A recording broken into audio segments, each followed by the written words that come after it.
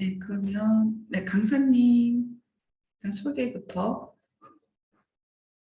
드리고 강의 시작하겠습니다. 혹시 연구님 네, 준비되셨을까요? 네, 네, 준비됐습니다. 네, 화면이 안 네, 보이고요. 아, 네, 네, 안녕하세요. 네, 안녕하세요. 안녕하세요. 네, 혹시 지금 뭐 강의 시작 전에 네, 뭐 인사 나누실 분들은 자유롭게 인사 나누셔도 됩니다. 네, 비대면이지만.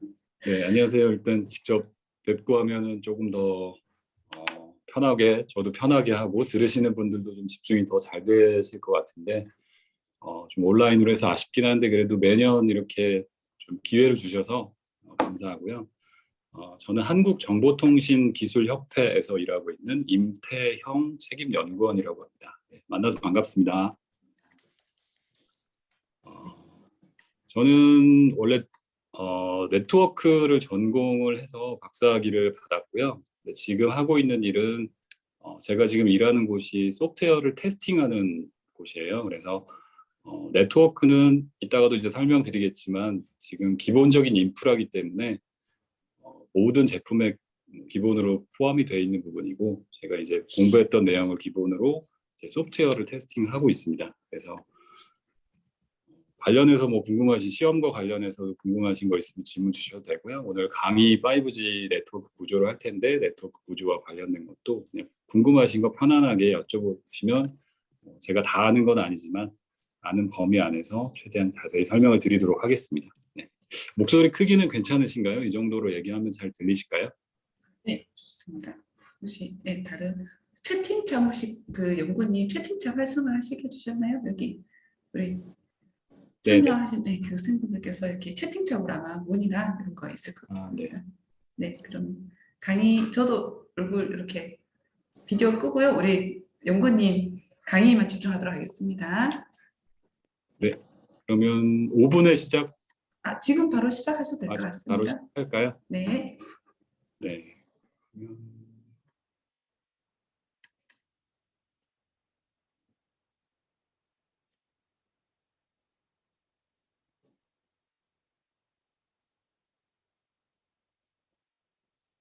네, 화면 잘 보이시나요?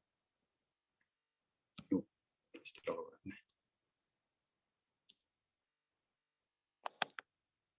네, 그러면 강의를 시작하겠습니다.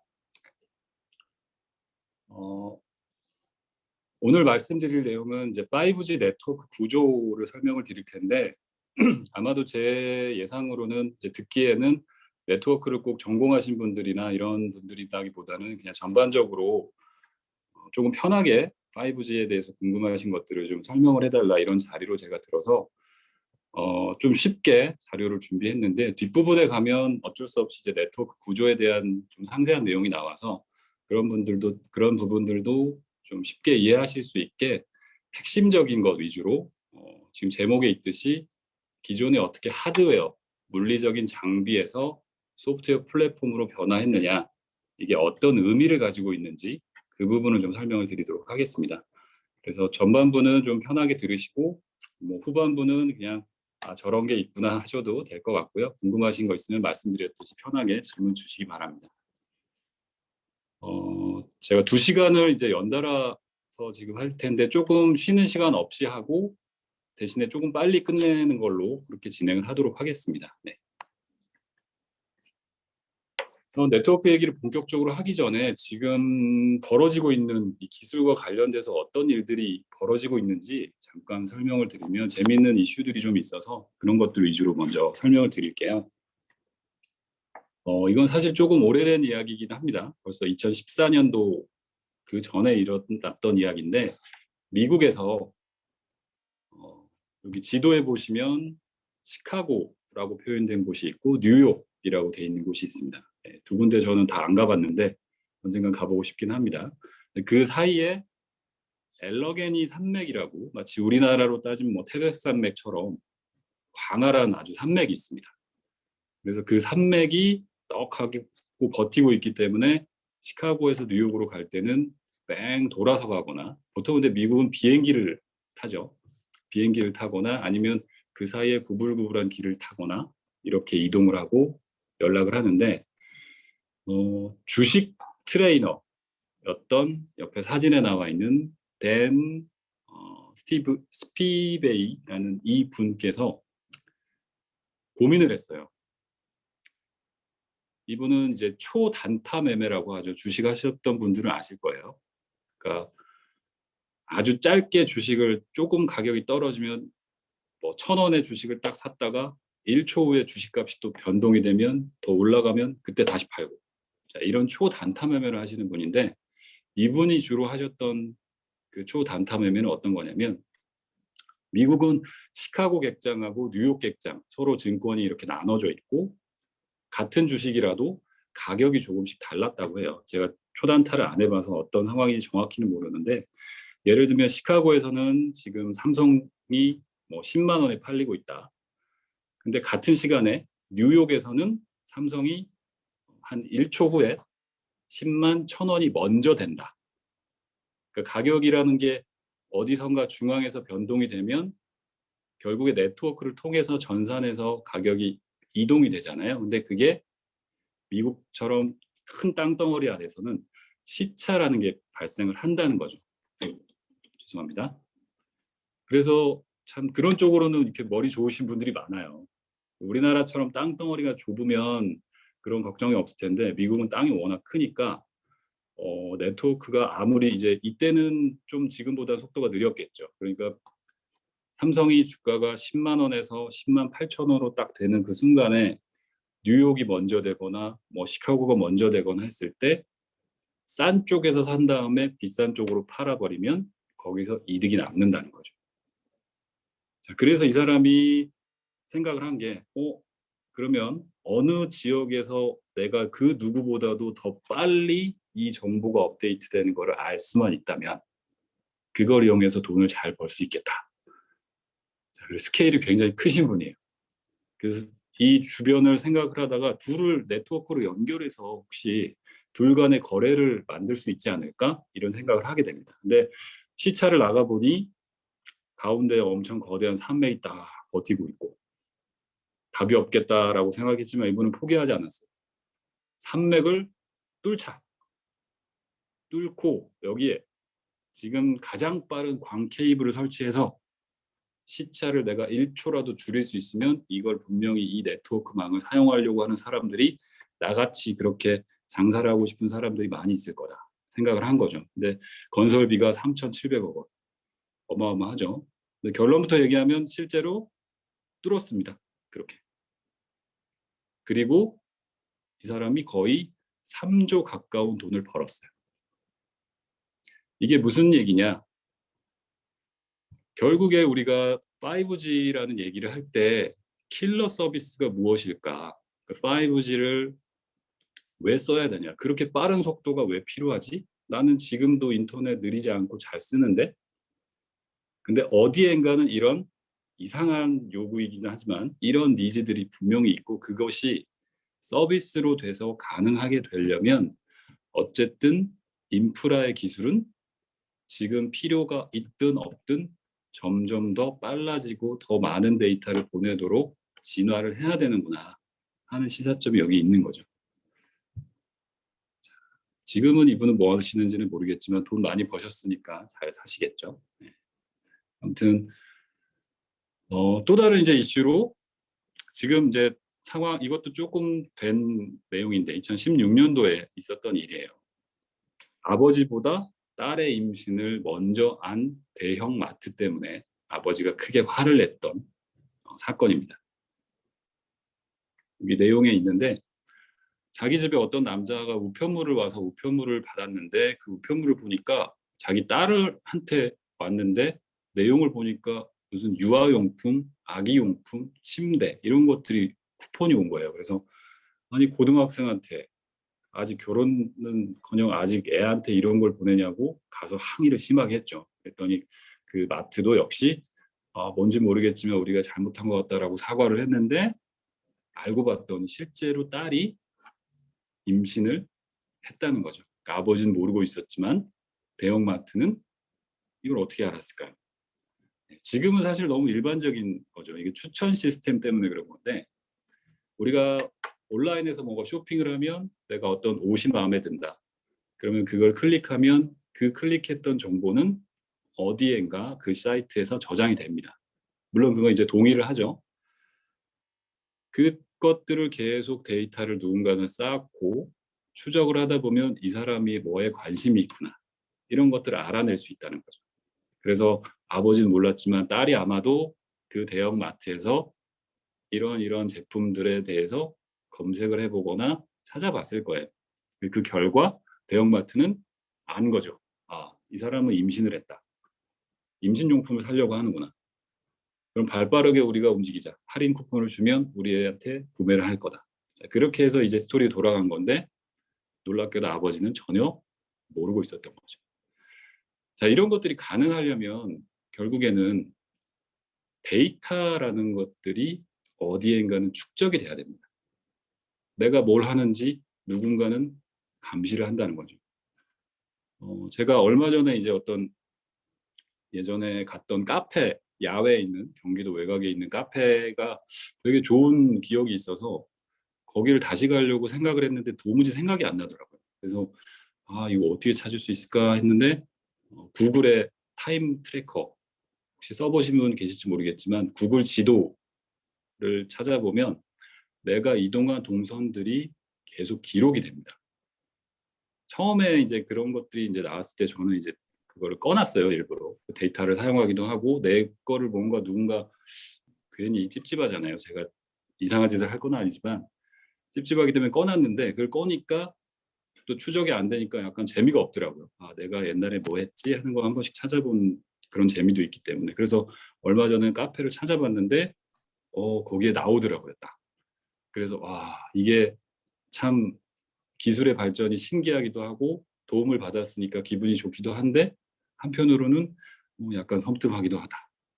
어쨌든 이런 것들이 데이터가 가능하려면 데이터를 수집하는 우리 네트워크 인프라가 잘 구축이 돼야 되는 거죠. 내가 어디를 가든 항상 나를 연결해주는 네트워크가 있기 때문에 이게 가능한 겁니다. 그리고 데이터들을 어디엔가 쌓아놓을 수 있는 기능, 그리고 그 쌓아놓은 데이터를 분석해서 확인할 수 있는 기능, 그런 것들이 모두 다 맞물려야지 이런 것들이 가능한 거죠. 자, 비슷한 얘기로 아마존 직구를 저도 종종 합니다. 지금 많은 분들이 하시죠. 우리나라에서는 좀 비싸게 파는 것도 아마존을 잘 뒤져보면 훨씬 싸게 파는 경우들이 많아요. 배송료까지 다 포함한다고 해도 가격이 더 싸기 때문에 좀 기다리더라도 아마존을 이용하는 경우가 가끔 있습니다. 근데 재밌는 사실은 아마존은 가격이 굉장히 자주 변동돼요. 어제 본 가격과 오늘 본 가격이 다르고 실제로는 거의 한 10분 그 이하 단위로 가격을 계속 자동적으로 바꾼다고 해요. 아마존이 이렇게 하는 이유는 뭐 명백하죠. 돈을 더 수익을 극대화하기 위해서 이렇게 하는 거죠. 즉 경쟁 사이트에서 같은 제품이 많이 팔리고 있는데 그쪽이 더 싸다. 그러면 아마존 가격을 조금 내립니다. 근데 경쟁사에는 없는 제품이 우리 아마존에만 있다. 그럼 당연히 아마존은 가격을 올리겠죠. 그래서 아마존을 이렇게 아마존이 머리를 쓰기 때문에 사람들이 이제 또 뛰는 놈 위에 나는 놈이 있다고 사람들은 가격 추적 사이트를 또 만들었어요. 아마존의 가격이 내가 원하는 물건이 가격이 어떻게 변동하고 있는지 그걸 추적을 해주는 사이트가 있습니다. 그래서 사람들이 어떤 내가 원하는 마우스가 있다. 그러면 추적 사이트에서 이게 가격이 지금 어떻게 변하고 있구나. 마치 주식 예측하듯이 예측하는 거죠. 아, 이때쯤이면 지금 좀 떨어질 것 같은데 아니면 지금이 거의 최저가네. 지금 사야겠다. 이렇게 판단을 하는 거죠. 자, 이렇게 이런 것들이 다 가능한 이유 단 한 가지입니다. 네트워크가 데이터를 모아주기 때문에 방대한 데이터를 다 모으고 저장해주기 때문에 가능한 거죠. 그러니까 앞으로는 지금 우리가 생각했던 어떤 서비스 차원이 아니라 훨씬 더 정교해지고 어떻게 보면 좀 무서운 세상이 될 수 있어요. 자, 무서운 얘기 이제 또 나옵니다. 아마 뉴스에서 보셨을 거예요. 드론은 다 아시죠? 비행 날리는 무인 비행기라고 하는데 드론으로 살상 무기를 만들 수 있다라는 상상이 아니라 실제로 이미 현실이 되고 있습니다. 이건 생각해보면 정말 무서운 일이에요. 그냥 내가 길을 가고 있는데 갑자기 하늘에서 드론이 나타나서 나한테 총을 쏘거나 나한테 와서 자폭을 하거나 그러면 영락없이 죽는 거죠. 실제로 지금 뉴스에 나왔듯이 실제로 사람이 죽었고 미군이 가장 최근에 이것도 크게 뉴스에 나와서 저도 본 기억이 있는데 그래서 이제 가져왔는데 움직이는 자동차를 이거는 정밀 타격을 한 겁니다. 자동차가 달리고 있는데 그 움직이는 경로까지 다 계산을 해서 무인 드론을 그냥 갖다가 박아버린 거죠. 지금 화면에 나왔듯이 이 사람은 흔적도 찾을 수 없게 사라져 버렸죠. 자, 이게 가능한 이유는 이거는 네트워크 측면에서는 정말 가장 어려운 기술이 들어갔다고 보시면 돼요.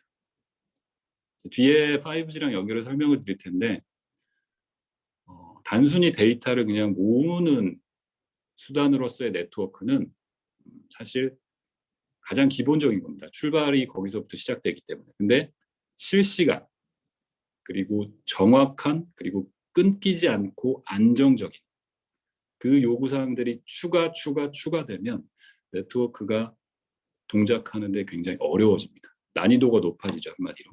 근데 이게 지금 현실에서 가능하다는 거죠. 그게 바로 5G, 이따가 설명드리는 5G의 역할이 큽니다. 자, 지금까지 설명드린 거는 전부 다 그러니까 결국에 네트워크라는 이 일종의 도구가 점점 진화하면서 우리의 서비스, 우리가 이용하는 어떤 피부로 느끼는 생활들이 이렇게 달라지는구나 하는 걸 느낄 수 있어요. 자, 그런 것들을 이해하시고 그럼 도대체 5G는 뭔데 이렇게 달라지게 만드는 거냐? 자, 세 가지만 기억을 하시면 됩니다. 물론 5G 특징을 따지면 이 세 가지보다 더 있어요. 여러 가지 더 있긴 한데 세 가지만 기억하셔도 충분히 5G가 뭐구나, 어떻게 다른 거구나 이해하실 수 있고 지금 이미 5G는 상용화됐고 그 다음에 이제 6G, 6세대가 이제 나오는데 6세대도 지금 이 세 가지 모토를 그대로 유지해서 진화가 됩니다. 물론 그 수준은 이제 더 엄격해지는 거죠. 자, 어쨌든 이 세 가지만 기억하시면 되는데 첫 번째는 더 빨리 혹은 우리말로 이제 초고속, 더 빨리. 물론 그전에도 초고속 아니었냐? 그전에도 더 빨리 아니었냐? 계속 빨라진다는 얘기입니다. 여기서의 더라는 건 기존 세대보다 더, 즉 4세대죠. 4G. 4G보다 더 빨리, 4G보다 더 많이, 4G보다 더 안정적으로 실시간을 이렇게 하겠다는 겁니다. 하나씩 어떤 의미가 있는지 간단하게 살펴보도록 할게요. 일단 그 전에 그럼 4G 이전에는 뭐였지? 그런 이제 의문이 드실까봐 가장 기본적으로 그림을 넣었는데 1세대는 아날로그. 아날로그라는 건 뭐냐면 디지털은 0과 1로 표현되는 전기 신호지만 아날로그는 0과 1이 아니라 그냥 이렇게 연속으로 이렇게 되는 신호죠. 그래서 디지털로 한다면 신호가 뭐 이런 식으로 올 거예요. 반듯하지가 않은데. 근데 기준선 이상이면 1로 보는 거고 미만이면 0으로 봐서 노이즈 같은 게 없죠. 근데 아날로그는 신호가 이렇게 오기 때문에 중간에 뭐지 이건? 이런 노이즈 잡음들이 많아요. 그래서 옛날 초기 전화들은 그 음질이 안 좋았죠. 이렇게 멀리 떨어지는 뭐 시카고에서 뉴욕까지 전화를 한다면 이 사이에 이 수많은 신호의 왜곡들이 발생하기 때문에 굉장히 안 좋았죠. 이때는 그리고 서비스 자체도 그냥 오로지 음성, 우리의 목소리만 전하는 것만으로도 정말 놀라운 발전이다. 이런 시대였죠. 그리고 나서 2세대가 되면 데이터라는 게 등장을 합니다. 우리의 음성을 그대로 전달하는 게 아니라 글자가 들어가기 시작해요. 글자. 경, 이언, 디귿, 리얼.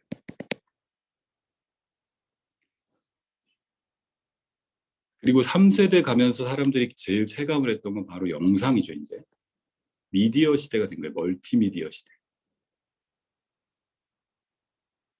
사람 얼굴을 보며 통화를 할 수 있다니. 정말 놀라운 시대다. 자, 그리고 지금 우리가 쓰고 있는, 지금은 이제 2020년대니까 5G가 됐지만 아직까지 뭐 전국에 다 5G망이 다 설치가 돼 있는 건 아니기 때문에 이 과도기쯤이 지금이라고 생각하시면 될 것 같아요. 더 많은 데이터를 더 빨리. 자, 이때부터 이제 그 전까지는 새로운 서비스들이 보였어요. 하나씩. 음성에서 데이터가 추가됐고 멀티미디어까지 확장이 됐기 때문에 이때는 새로운 서비스를 수용하기 위해서 네트워크가 진화했다. 더 새로운 걸 하려면 뭘 해야 되지? 즉 여기서 데이터를 같이 보내려면 뭘 해야 되지? 그 고민을 했던 거고 여기서는 그러면 비디오까지 우리가 보면서 하려면 뭘 해야 되지? 이렇게 진화했던 거고. 근데 여기서 이제 진화할 때는 그래서 이제 킬러 서비스라는 얘기가 나오는 건데 새로운 서비스를 먼저 생각하는 게 아니라 그 전까지는 뭘 해야 되겠다 이런 게 있으면 좋겠다 이런 게 먼저 요구가 있었던 거죠. 그래서 네트워크가 그 요구를 따라가기 위해서 열심히 노력을 했던 시기였는데 이제부터는 속도도 이제 나오고 웬만한 건 된 것 같은데 즉 사람들의 아이디어 그럼 새로운 게 뭐가 있을까? 자, 이런 게 아직 없는 상태에서 네트워크가 진화를 하게 되는 겁니다. 그럼 네트워크 진화 안 하면 되잖아. 앞에서 설명드렸듯이 진화를 안 하면 지금 당장은 문제가 없겠죠. 하지만 새로운 기술, 새로운 서비스도 등장하지 않을 거고 이게 등장하지 않으면 결국에는 우리 사회 전체가 쇠퇴하는 겁니다.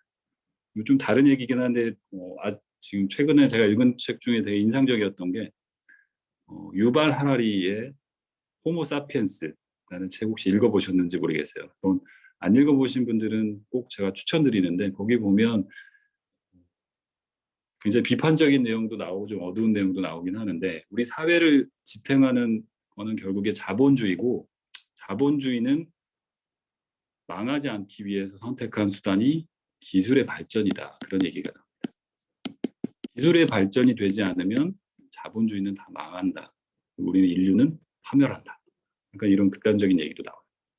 그게 무슨 얘기냐면 우리가 자본주의라는 건 결국에 아무것도 없지만 빚으로 돌아가는 체제잖아요. 그러니까 내가 돈이 없지만 아파트를 가졌다는 이유만으로 은행이 저한테 돈을 그냥 주고 사실은 은행도 새로운 게 생긴 게 아니라 나도 새로운 게 생긴 게 아니지만 갑자기 없던 돈이 생기고 그 돈으로 내가 뭔가 활동을 하면 또 다른 것들이 발전되고 그러니까 빛으로 움직이는 신용사회인데 이 신용이 깨지려면 생산성이 떨어지는 순간 그때 신용이 깨진다. 그리고 그 생산성을 떨어뜨리지 않기 위해서 핵심이 바로 기술의 발전이다. 즉 기술이 계속 발전해서 더 싼 가격으로 똑같은 서비스를 계속 제공할 수 있게 혹은 아예 새로운 어떤 영역을 새로 만들지 않으면 인류는 멸망한다 이런 얘기인데 이게 네트워크를 보면서 제가 그 책을 읽으면서 드는 생각이 그래 네트워크가 같은 그런 맥락이 있구나. 근데 내가 그런 생각을 나는 못했구나. 그 생각이 딱 와닿더라고요. 네트워크 하는 사람들한테 가장 많이 들었던 질문, 이 통신하시는 분들은 아마 이게 킬러 서비스에 대한 요구예요. 이거 그렇게 빨라가지고 뭐 할 건데 그걸 계속 연구하고 있어요?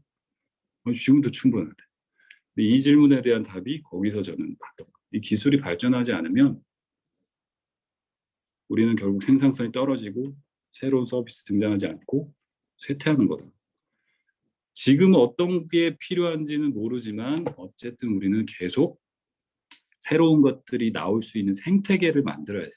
환경을 계속 만든 다음에 그렇게 만들어지면 앞에서 주식 트레이너 예도 들었듯이 어떤 똑똑한 사람들이나 어떤 괴짜 같은 사람들이 새로운 걸 만들 거라는 거죠. 지금 우리가 쓰고 있는 많은 서비스들을 생각해 보시면 과거에는 뭐 저런 서비스를, 근데 지금 그런 것들이 되게 많이 되고 있잖아요.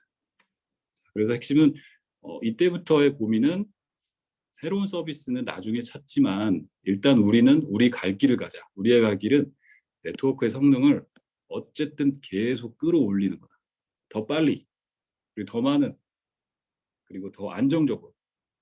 자, 그런 맥락으로 계속 4세대, 5세대, 6세대까지 계속 갑니다. 그 다음에 이제 뭐가 나올지는 모르겠어요. 어떤 방향으로 될지는. 자, 아무튼 이런 맥락이 큰 흐름이 있는 거고, 이제 숫자로 좀 보면 놀라울 만큼 지금 빠른 진화들을 목표로 했고, 그것이 어느 정도는 달성이 되고 있는 거죠. 세 가지 더 빨리, 더 많이, 더 안정적으로 했던 것이 지금 4G하고 비교해 보시면 얼마나 크게 늘어났는지를 비교를 해보실 수 있을 거예요. 최대 속도, 물론 이거는 이제 최대 속도와 최저 속도가 있기 때문에 실제 우리 일반인들이 체감하는 건 이거보다 이 중간쯤 어디엔가 있을 거예요. 1초에 1기가비트. 이것도 되게 대단한 발전이죠. 근데 그거에 20배를 지금 달성을 했다는 거고, 최저 속도 같은 경우에 여기는 지금 점으로 나와 있잖아요. 이 최저 속도가 없나? 자, 그 얘기는 무슨 얘기냐면 1, 2, 3세대에서는 서비스를 보장할 수 있는 개념이 없었다는 거죠. 그러니까 한 단계 더 지나간 겁니다. 여기서는 무슨 얘기냐면 네가 아무리 산간 오지에 있어도, 네가 아무리 기계가 사양이 떨어져도, 아니 뭐 어떤 이유든지 네가 아무리 악조건에 있어도, 배터리가 뭐 5% 이하여도 5G는 보장을 하겠다는 얘기예요. 최저 속도를. 우리가 뭔가 보장한다는 건 진짜 확실하지 않으면 불가능한 일이죠. 그리고 특히 그냥 뭐 사업, 그냥 장사꾼이라고 표현할게요. 그냥 통신 사업자들에게 혹시 관련자 계시면 죄송합니다. 장사꾼들의 마인드가 보장을 안 하잖아요. 내가 물건 파는데 이 물건 먹고 배탈 나면 내가 감옥 갈게. 그렇게 보장하지 않죠. 그냥 먹고 안 맞으면 뭐 두드러기 날 수도 있습니다. 근데 그건 제 책임 아닙니다. 이렇게 다 면피를 하지, 보장을 한다는 거는 자신 있다는 얘기죠. 자, 물론 그거에 대해서만 얘기하는 것도 또 한 영역이에요. 그거는 네트워크에서 QoS라고 하는 퀄리티 오브 서비스, 서비스 품질에 대한 이야기. 이거는 속도를 보장하는 것과는 또 다른 메커니즘들이 많이 들어갑니다. 4G부터 그게 적용이 돼 있다는 거죠. 어쨌든 최저 속도까지 돼 있고, 최저 속도도 굉장히 빨라요. 100mbps. 그리고 4G부터 또 등장한 새로운 개념은 밀집도라는 개념인데, 밀집도라는 건 여기 킬로미터, 1km, 1km 요 사이즈 반경 안에 있는 이 웨어러블 디바이스라고 하죠. 무선 기기들이 서로 연결하는 IoT라고 들어보셨을 거예요. 사물 인터넷. 4G부터는 올 IP망이 돼서, 전문적으로는 제가 안 들어가려고 하는데 혹시 뭐 모르시는 단어나 이런 것들이 있으면 질문을 주시면 제가, 아이고, 제가 채팅창을 이게 화면을 공유하니까 잘 볼 수가 없네요. 이따가 한번 다시 한번 확인을 하겠습니다. 어쨌든 4G부터 기기들이 서로 연결하는 것들을 지원해주기 시작했다는 의미입니다. 근데 그 규모가 2K니까 1km 요 반경 안에 2K, 2000개 사용자들이 서로 연결할 수 있게 지원을 한다. 이게 4G였다면 지금 1M이라는 건 밀리언이에요. 100만 대. 엄청나죠. 1km 안에 100만 대가 존재할 수나 있을까 하는 것도 조금 의문이 들긴 해요. 근데 이제 여기서 보는 거는 뒤에 좀 그림이 있겠지만, 사람 한 명이 한 대의 스마트폰만 가지고 통신하는 게 아니고, 지금 와치는 정말 많이 쓰시잖아요. 갤럭시, 애플 와치들. 그런 와치도 5G로 연결이 되고, 또 구글 글라스처럼 통신하는 글라스 안경, 혹은 또 뭐가 있을까요? 이어폰, 등등등등 한 명이 가지고 있는 무선 장치들만 해도 거의 10가지 정도 될 거다. 약간 이런 가정을 하고 이렇게 목표치를 잡은 겁니다. 어쨌든 엄청나게 많은 무선 장치들이 다 연결돼도 소화를 할 수 있게 하겠다. 이거죠. 이거는 굉장히 이것도 도전적인 것 중에 하나인데, 왜냐하면 뒤에 설명을 드리겠지만 유선 네트워크랑 무선 네트워크는 시작부터가 다릅니다. 무슨 얘기냐면 유선은 그냥 말하면 이거는 자원이 무한정이라고 생각하시면 돼요. 우리가 석유도 뭐 고갈된다 이런 얘기 하잖아요. 근데 고갈되지 않는 석유처럼 생각하시면 돼요. 왜? 엄격히 말하면 무제한까지는 아니겠죠. 근데 왜냐하면 얘는 케이블을 계속 설치하면 돼요. 그냥 용량이 부족해? 케이블 하나 더 깔아. 부족해? 하나 더 깔아. 아까 산맥을 뚫었잖아요.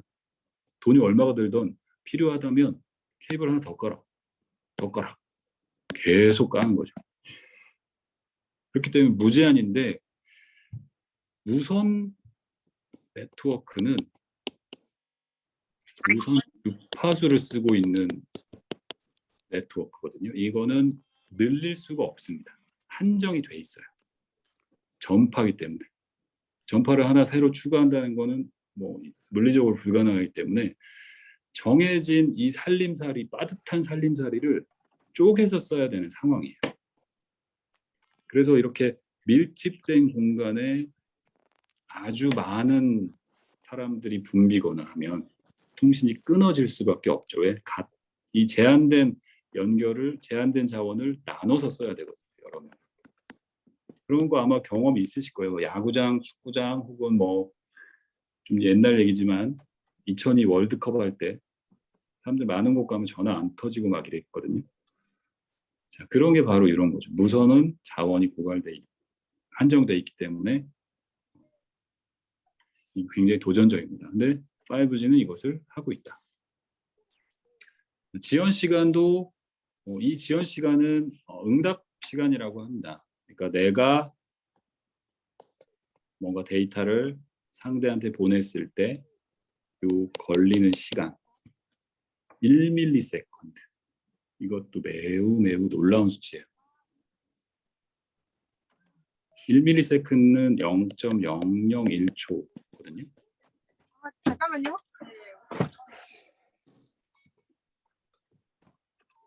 우리 신경 있죠, 신경. 뇌에서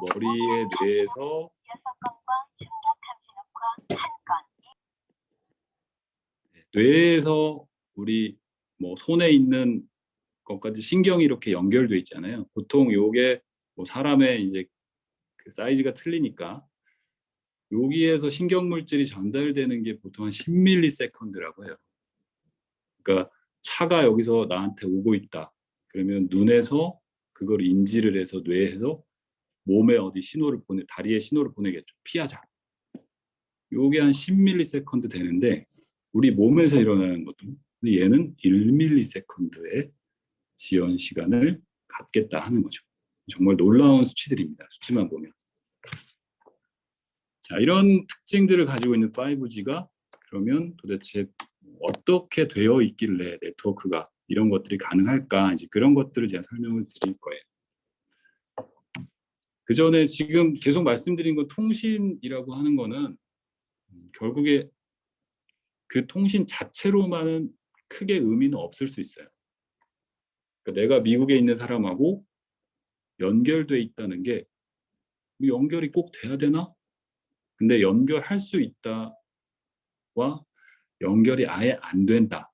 이건 많이 다르죠. 즉 인프라가 구축이 돼 있는 상태에서 그걸 이용하느냐 아니냐. 그건 다른 얘기죠. 그래서 앞에서 얘기했지만 인프라라는 건 계속 발전을 해야 된다. 그래야지 거기에 새로운 서비스들이 위에 얹어져서 새로운 것들이 나온다. 철도가 없었던 시절과 철도가 생겼을 때 얼마나 많이 달라졌는지, 비행기가 없었던 시절과 비행기가 지금 이렇게 많이 생겼을 때 얼마나 삶이 달라졌는지, 우리 삶을 정말 크게 변화시키는 거죠. 인터넷도 지금 엄청나게 많이 우리의 삶을 바꾼 거잖아요. 그게 바로 통신, 인프라의 힘인 거죠.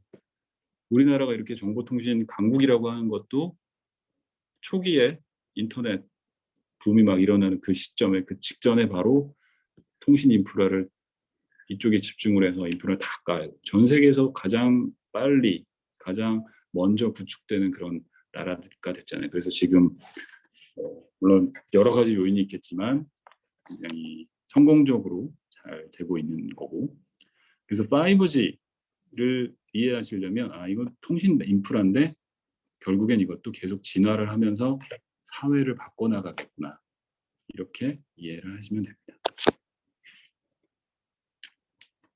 그러면 어떻게 변화가 될까? 아직 예측되는 모델이에요. 예측이죠. 예측. 실제로 이렇게 될지 모르겠지만 이렇게 되겠다 하는 것들을 몇 가지 그냥 살펴보고 그 다음에 이제 네트워크 구조로 넘어가겠습니다. 더 빨리 그렇게 더 빨리 돼서 뭘 할 거냐? 더 빨리니까 당연히 더 많은 데이터를 순식간에 보낼 수 있다는 거죠. 그 얘기는 초실감형 컨텐츠. 즉 초실감형이라는 건 진짜 같다는 얘기죠. 한마디로. 진짜랑 똑같은. 우리가 영화를 보면 영화는 진짜 화면을 뭐 사람들이 움직이는 거를 찍긴 하지만 내 눈앞에 막 뭔가 이렇게 사물이 있는 것 진짜 내 눈앞에 있는 것처럼 느껴지진 않잖아요. 그냥 TV 화면에 있는 거다. 그럼 명확히 느껴지잖아요. 저 안에서 다른 사람들이 막 하는 거지 내가 직접 차가 막 나한테 올 것 같고 이런 느낌은 없잖아요. 근데 더 많은 데이터가 순식간에 만약에 제공이 된다라고 하면 홀로그램 같은 서비스, 영화에서 지금 등장하고 있는 이런 것들도 가능해진다는 거죠. 지금 영화든지 뭐든지 8K든지 4K든지 전부 다 결국엔 2차원 데이터입니다. 2차원. 우리가 픽셀이라고 부르죠. 모니터의 이 한 점 한 점. 결국은 이 사이즈를 작게 해서 이게 얼마나 화질이 좋게 하느냐인데 이건 그래봤자 2차원 데이터들이에요. 근데 여기처럼 이렇게 3차원이 되면 차원이 하나 더 늘어나서 3차원이 되면 뭐 데이터가 2배, 3배 되는 게 아니라 제곱으로 늘어나는 거죠. 그러니까 2차원에서는 그냥 요 A 곱하기 A 이 스케일로 데이터가 증가했다면 3차원은 이거보다 더 빨리 데이터가 증가하는 거죠. 그러니까 작은 사물을 표현하는 거는 데이터 양이 크게 차이 안 나겠지만 영화같이 전체를 다 3차원으로 한다? 아니면 사람 전체를 3차원으로 한다라고 하면 데이터 양이 증가하는 게 어마어마하게 커집니다. 그리고 그것들이 동시에 와야지 의미가 있는 거지. 지금 영화 지금 영화도 스트리밍으로 보지 않고 한 번에 파일을 다운받아서 보면 계속 기다리는 거잖아요. 그러면 서비스가 안 나오겠죠. 자, 어쨌든 이런 것들이 가능하려면 엄청나게 큰 데이터를 순식간에 보낼 수 있어야 되는데 5G는 가능하다는 거죠. 왜? 최대 속도는 20기가 비트 세컨 1초에 이 정도면 해볼만 하다 하는 거죠. 그래서 이걸 가지고 뭘 할 건데 그거는 이제 네트워크에서 찾는 게 아니라 서비스를 개발하신 분들이 찾는 거예요. 그럼 그거 가지고 뭘 하면 되겠는데 그런 아이디어들이 여기에 얹어질 겁니다. 두 번째로 이제 더 많이 연결해서 뭘 할 거냐. 이것도 뭐 나온 개념 자체는 좀 오래됐어요. 아직까지 몇 가지는 되게 활성화됐지만 나머지는 잘 아직까지 미지수인 거고. 근데 어쨌든 지금 말씀드렸던 것처럼 5G 인프라 내에서는 수용은 다 할 수 있는 상태가 돼 있는 거죠. 지금 뭐 시계, 요즘 저도 이제 와치를 오랫동안 쓰고 있는데 요 정도 지금 쓰고 있다면 나중에는 지금 뭐 팔찌도 있고 안경도 있고 그다음에 뭐 손가락도 있네요. 그러니까 이 손가락 같은 경우는 뭐 마우스나 이런 것들을 대체하는 그런 것들도 있고 신발도 있고 이런 걸 보면 이게 왜 뭐에 됐을 거야? 그건 아직 모르지만 그런 것들이 될 환경은 5G가 제공했기 때문에 서비스를 어떻게 만드느냐는 이제 다음에 고민을 해서 실현이 가능하다는 거죠. 이게 허황된 꿈이 아니라는 거예요.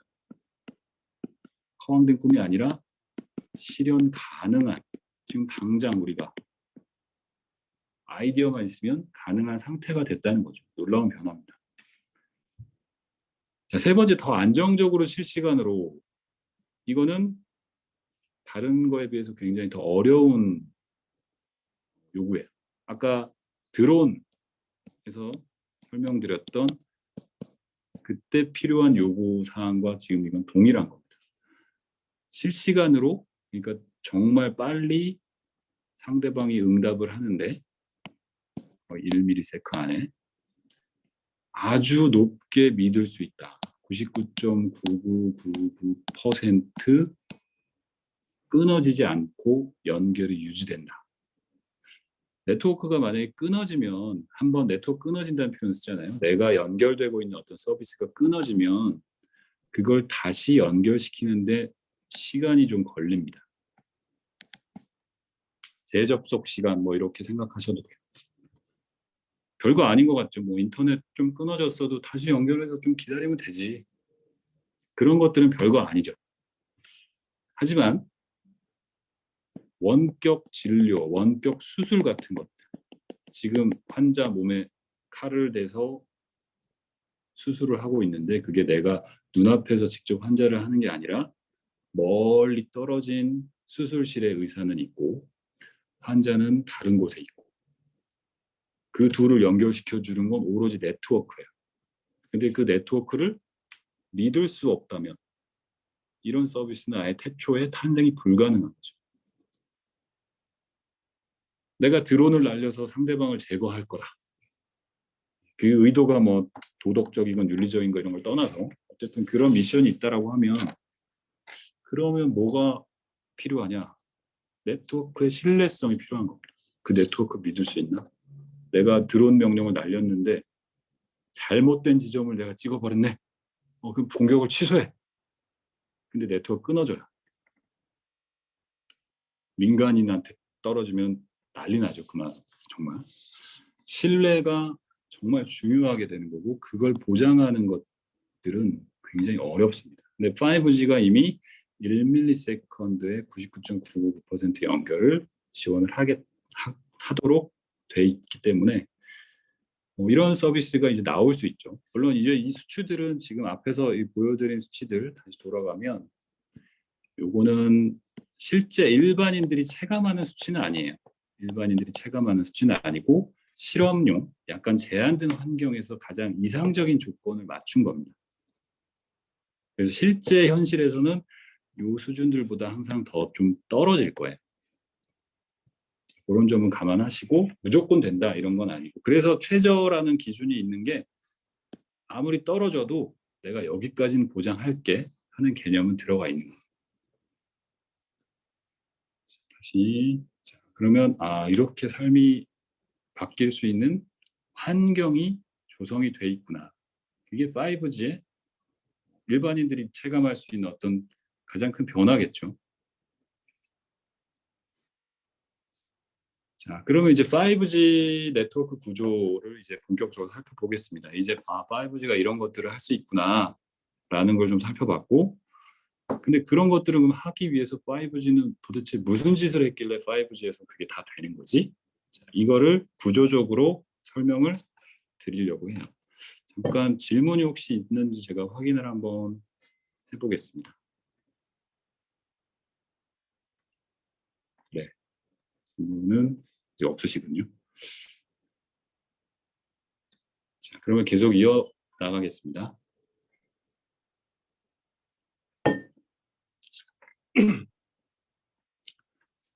(5G가) 가장 달라진 거는 바로 여기 나와 있는 이 기술들인데, 이 기술들을 한마디로 얘기하면 소프트웨어 기술들이 대거 적용이 되었다라고 한마디로 정의할 수 있어요.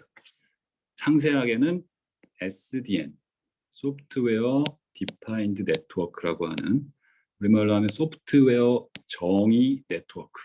이름이 좀 어색하죠. 한국말로 좀 멋지게 바꾸면 좋은데 조금 적당한 말이 없어서 다 SDN이라고 그냥 합니다. 제가 박사학위 논문을 받은 게 바로 SDN으로 받은 거예요. 그리고 NFV는 네트워크 펑션 버추얼라이제이션.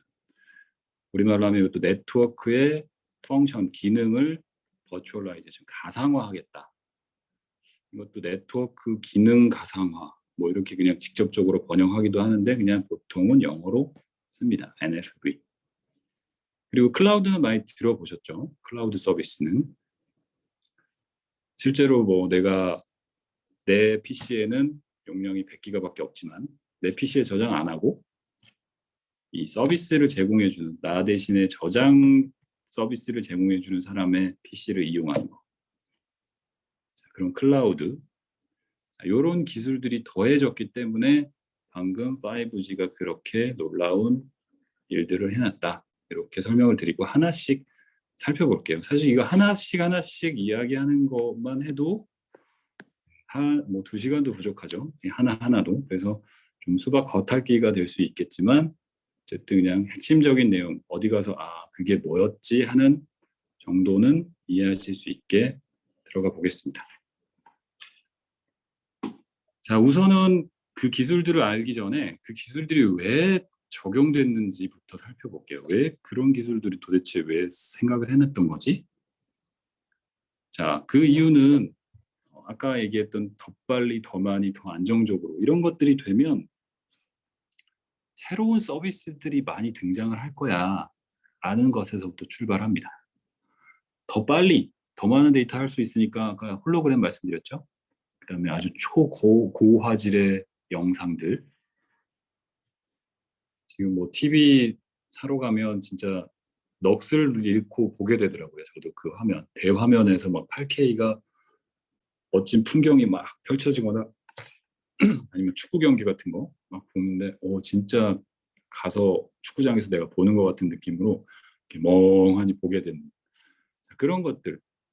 AR, VR, 가상현실, 증강현실이라고 이렇게 고글처럼 써서 하는 것들 보셨을 거예요. 그런 것들이 가능해진다. 이런 서비스들이 있을 거다. 근데 이런 서비스들을 하려면 네트워크가 이런 요구사항들을 충족을 해야 됩니다. 그게 앞에서 설명드렸던 거예요. 그렇죠? 그리고 수많은 기기들이 다 연결된다. 그럼 그걸 가지고 뭘 할까? 검침. 뭐 수도 계량기에 내가 직접 가서 이거 수도 얼마 썼지 일일이 확인할 게 아니라 그냥 난 가만히 앉아 있고 걔가 네트워크에 연결돼 있으니까 이번 달에 얼마 썼구나. 아파트 단지 안에 있는 수도 계량기를 누가 점검원이 다 돌아다닐 필요가 없어지는 거죠. 네트워크에 다 연결돼. 그런 것처럼 센서 기술을 이용해서 뭔가 서비스들이 나올 거다. 근데 그러려면 뭘 해야 되지? 걔네들이 다 네트워크로 연결이 가능해서 좁은 지역에 밀집해 있더라도 통신이 서로 돼야 된다. 즉 데이터 손실되거나 지연되거나 죄송합니다. 이런 것들이 없이 서비스 돼야 된다는 거죠. 그리고 마지막은 더 안정적으로 실시간. 드론, 바로 이런 케이스죠. 미션 크리티컬. 특정한 미션에 굉장히 중요한 서비스들이 있을 거다. 드론 날리는 것 혹은 자율주행 자동차. 그렇죠? 즉 그게 실패하면 서비스가 실패하면 굉장히 치명적인 것들. 사람이 죽을 수도 있고 차가 완전히 부서질 수도 있고 자, 이런 것들은 더 어려운 요구사항이 있는 거죠. 특히 지연 시간, 낮은 지연 시간을 확보를 하지 않으면 어려운 거다. 이런 것들이 전부 다 하나의 네트워크 안에서 다 제공이 돼야 되는 상황인 거예요. 그게 왜 어렵냐? 자, 전통적으로는 이제 5G를 떠나서 게임에 있는 데이터, 비디오에 있는 데이터, P2P, 웹, 이메일, 비디오, 뭐 컨퍼런스 이런 것들이 그냥 보면 다 같은 서비스 같지만 네트워크 입장에서 보면 하나하나의 요구사항들이 너무 다 다릅니다. 즉 어느 하나에 맞춰서 네트워크를 만들기가 어려워요. 자, 무슨 얘기냐면 만약에 이메일만 주고받는 게 필요하다. 그래서 이메일 전용망을 만들려면 네트워크는 아주 심플해집니다. 실시간 필요 없어요. 데이터만 유실되지 않고 가면 돼요. 뭐 대략적으로 시간, 뭐 오늘 보냈는데 내일 가는 건 너무 느린 것 같고, 한 10분 정도 이내에만 도착해도 이메일 그렇게 문제 안 되잖아요. 그렇죠? 내가 이메일 보냈는데 상대방이 기다렸다가 바로바로 읽는 것도 아니잖아요.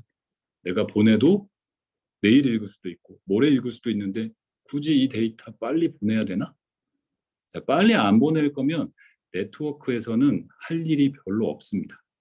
그냥 너 데이터 받을 수 있지? 나 받을 수 있다. 그냥 보낸다. 끝이에요. 자, 이렇게 지금 방금 제가 설명한 이 절차들이 뭐냐면 네트워크를 동작하게 하는 프로토콜이라고 합니다. 우리말로 번역하면 약간 규약, 약속이라고 하는데, 네트워크를 만든다는 건, 설계한다는 건 결국 약속을 정하는 거예요.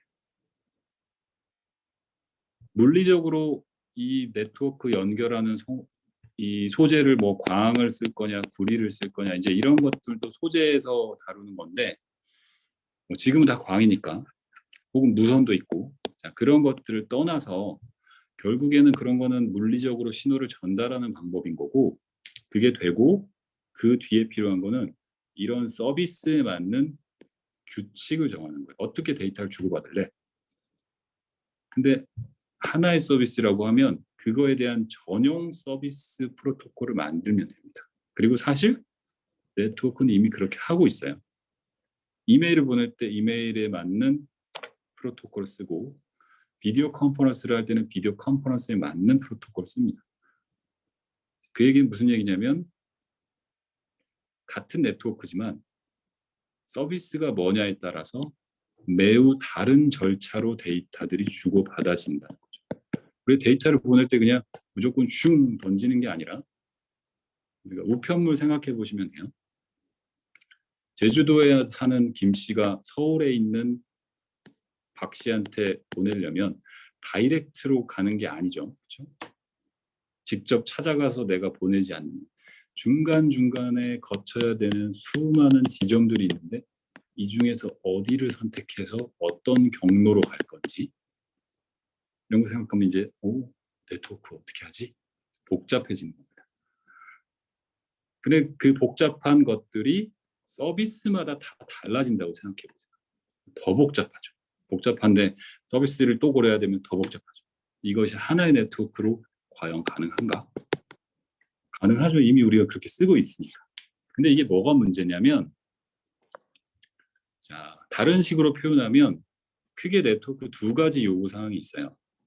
밑에가 이제 지연 시간, 아까 얘기했던 내가 보냈을 때 상대방이 언제 받을까라는 것과 한 번에 내가 얼만큼 많이 보낼 수 있을까, 밴드위스, 속도죠. 이거는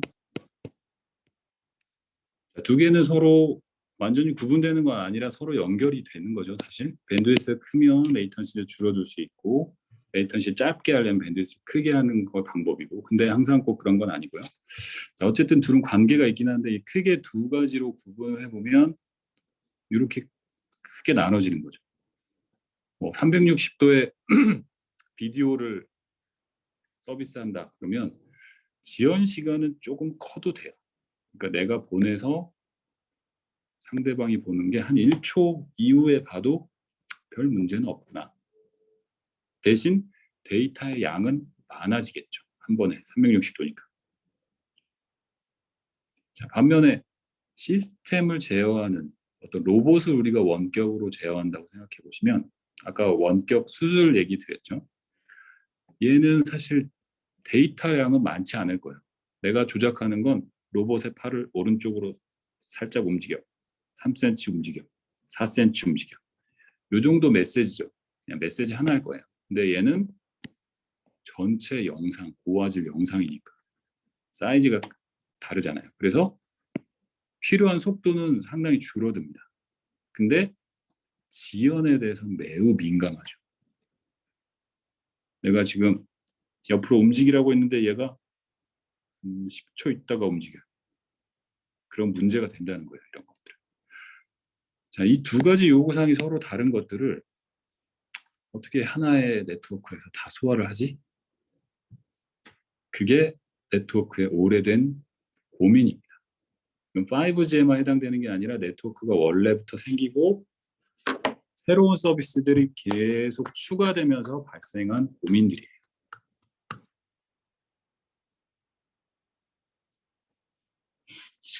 뭐 그냥 다 한 곳에 집어넣으면 뭐 되잖아요. 뭐 문제가 되나요? 자, 요 서비스들이 요처럼 한 곳에 들어오면 어떤 문제가 생기느냐? 꽉 막히죠. 그렇죠? 당연히 다 답답하죠. 자, 근데 그 중에는 야, 나는 지금 급하단 말이야, 진짜. 근데 옆에 사람은 택시는 에이, 막히네. 에이, 좀 천천히 가자. 지금 불나가지고 지금 빨리 꺼야 되는데 아이, 막히네. 좀 천천히 가자. 서로 완전히 상황이 다르죠.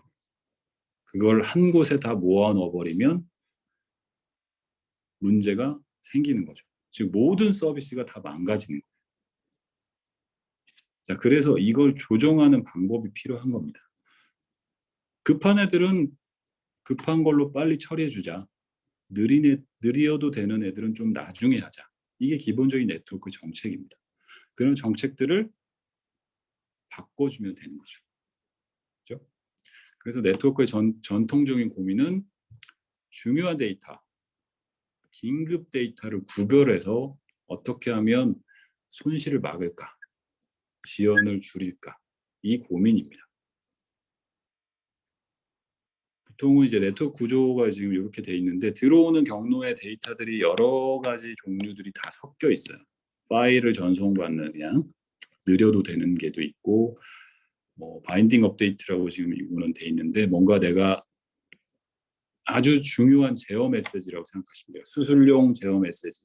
근데 얘도 지금 여기 끼어 있고 내가 인터넷 서핑하는 것도 끼어 있고 유튜브 보는 것도 끼어 있고 순서대로 그냥 들어오죠. 어쨌든 사람들이 이 같은 라인을 쓰면 그러면 그걸 처리하는 네트워크에서는 얘도 무한의 용량이 있는 게 아니라 용량이 한정이 있는 거죠. 다 들어온다고. 물론 매우 크게 만들어 놓습니다. 하지만 어쨌든 한정이 있기 때문에 요렇게 지금 꽉 차 있는 상황이 발생한다고 하면 차는 뭐 버릴 수는 없잖아요. 이거는 현실에서 얘 늦게 들어오는 버려. 근데 막을 수는 있죠. 야, 더 이상 들어오지 말라고 해. 그것처럼 똑같이 합니다. 패킷은 대신 버려버려요. 야, 데이터 얘는 처리 못해. 지금 막혔어. 버려. 버려. 그러면 얘라는 것들은 로스, 손실이에요. 보내는 사람은 택배를 보냈는데 받는 쪽에서는 깜깜무소식이 되는 거죠. 뭐야, 왜 안 와? 난 보냈는데 왜 응답이 없지? 이런 상황이 되는 거예요. 혹은 나는 정말 긴급한 메시지인데 이런 느려 터져도 되는 애들, 얘는 아니고 웹이라든지 FTP 같이 느려 터져도 되는 애들이 내 앞길을 막았네. 근데 나는 그 뒤를 계속 쫓아가네. 지연이 되는 거죠. 그럼 이걸 어떻게 처리해야 되느냐? 이게 네트워크의 고민이라는 거죠. 네트워크에서 선택한 가장 확실한 방법은 용량을 키우는 겁니다. 무식한 방법이긴 해도 가장 확실해요. 그리고 가장 많이 써요, 사실은. 다른 거 고민하지 말고 케이블을 하나 더 깔아. 더 깔아. 더 깔아. 이게 가장 확실한 방법이에요. 일반 도로는 우리가 차선을 넓히는 건 어렵죠, 사실. 넓히는 공사도 많이 하긴 하지만 현실적으로는 쉽지 않죠. 돈 때문도 그렇지만 여기 만약에 아파트가 있다. 이 아파트를 어떻게 할 수가 없잖아요.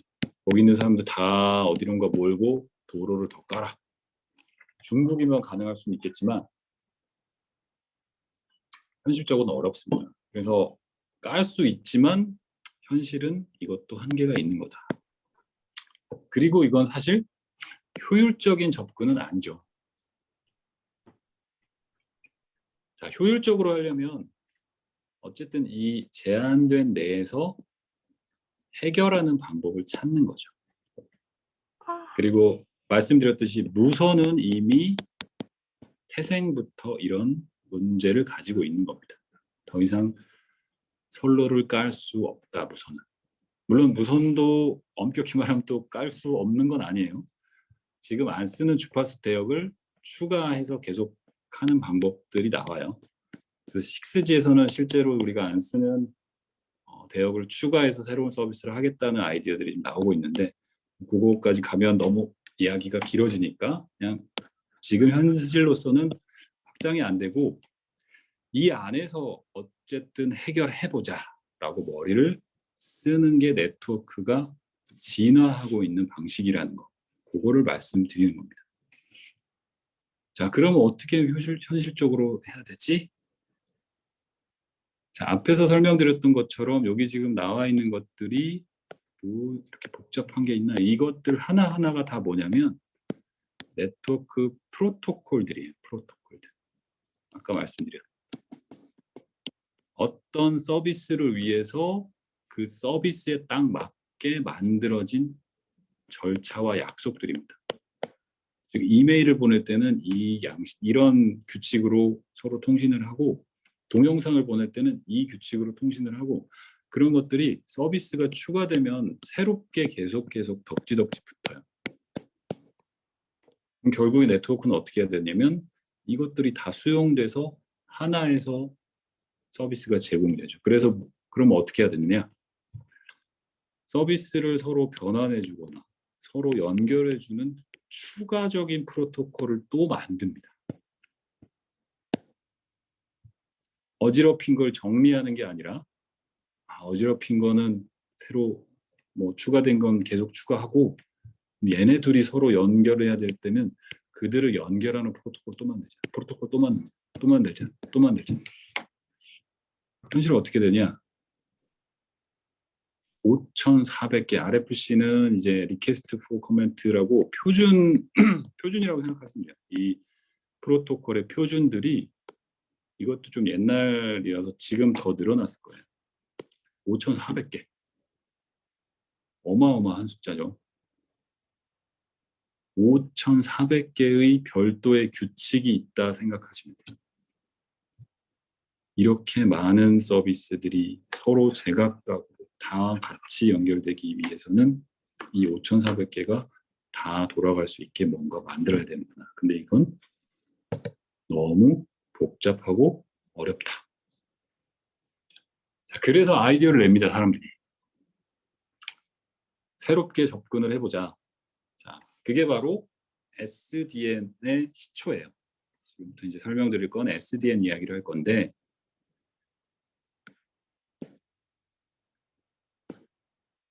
소프트웨어로 정의된 네트워크, 즉 네트워크를 소프트웨어로 정의하겠다는 뜻인데 이거는 다른 표현으로 뭘 하자면 여기 나왔죠. CUPS, 컨트롤 플레인과 유저 플레인을 분리하겠다라는 아이디어에서 나온 겁니다. 컨트롤 플레인은 뭐고 유저 플레인은 뭐지? 그리고 왜 저걸 분리해야 되지? 자, 우리가 네트워크를 보면 네트워크의 장비들은 보통 두 가지, 뭐 우리말로 평면이라고 하는데 그냥 기능이라고 생각하시면 돼요. 두 가지 기능이 합쳐져 있습니다. 네트워크 장비들. 네트워크 장비라는 거 하는 거는 우리가 사용자는 여기서 이제 스마트폰을 가지거나 컴퓨터로 내가 뭔가를 하겠죠. 인터넷을 하건 유튜브를 보건. 네트워크 장비라는 건 이 사람이 보낸 걸 택배 시스템이라고 생각하시면 돼요. 이 데이터를 지금 유튜브 보려고 하는구나. 그럼 내가 유튜브로 연결시켜줘야 되겠네. 유튜브 어디지? 이쪽으로 가야 되네. 얘는 또 똑같이 해요. 이거 유튜브가 하는 거야? 유튜브 이쪽이야. 유튜브 이쪽이야. 여기 가면 이제 유튜브 서버가 있는 거죠.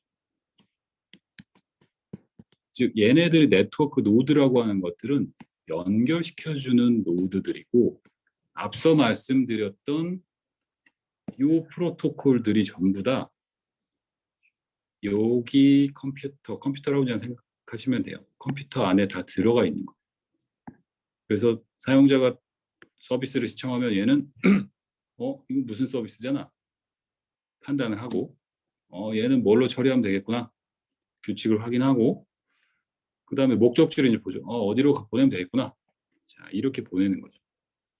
그래서 그 작업을 할 때 두 가지의 행위, 기능이 필요한 겁니다.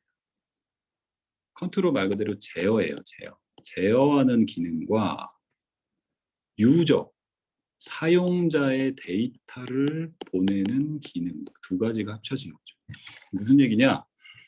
우편물을 보낼 때 사용자는 어떻게 해요? 그 안에 내가 친구한테 신발을 보낸다. 그럼 사실 사용자가 보내고 싶어 하는 건 그냥 신발이에요, 신발. 근데 신발만 가지고는 친구 집을 찾을 수가 없죠. 뭐가 필요하나요?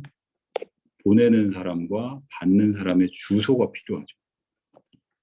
자, 이 주소는 사실 사용자가 친구한테 전달하고 싶은 데이터가 아니에요. 이건 누굴 위한 거냐? 중간에 택배사를 위한 정보인 거죠. 택배사는 안에 뭐가 들어있는지 관심은 없어요. 그냥 뭔지는 보내려고 하는데 내가 어디로 보내야 되는지만 관심이 있죠.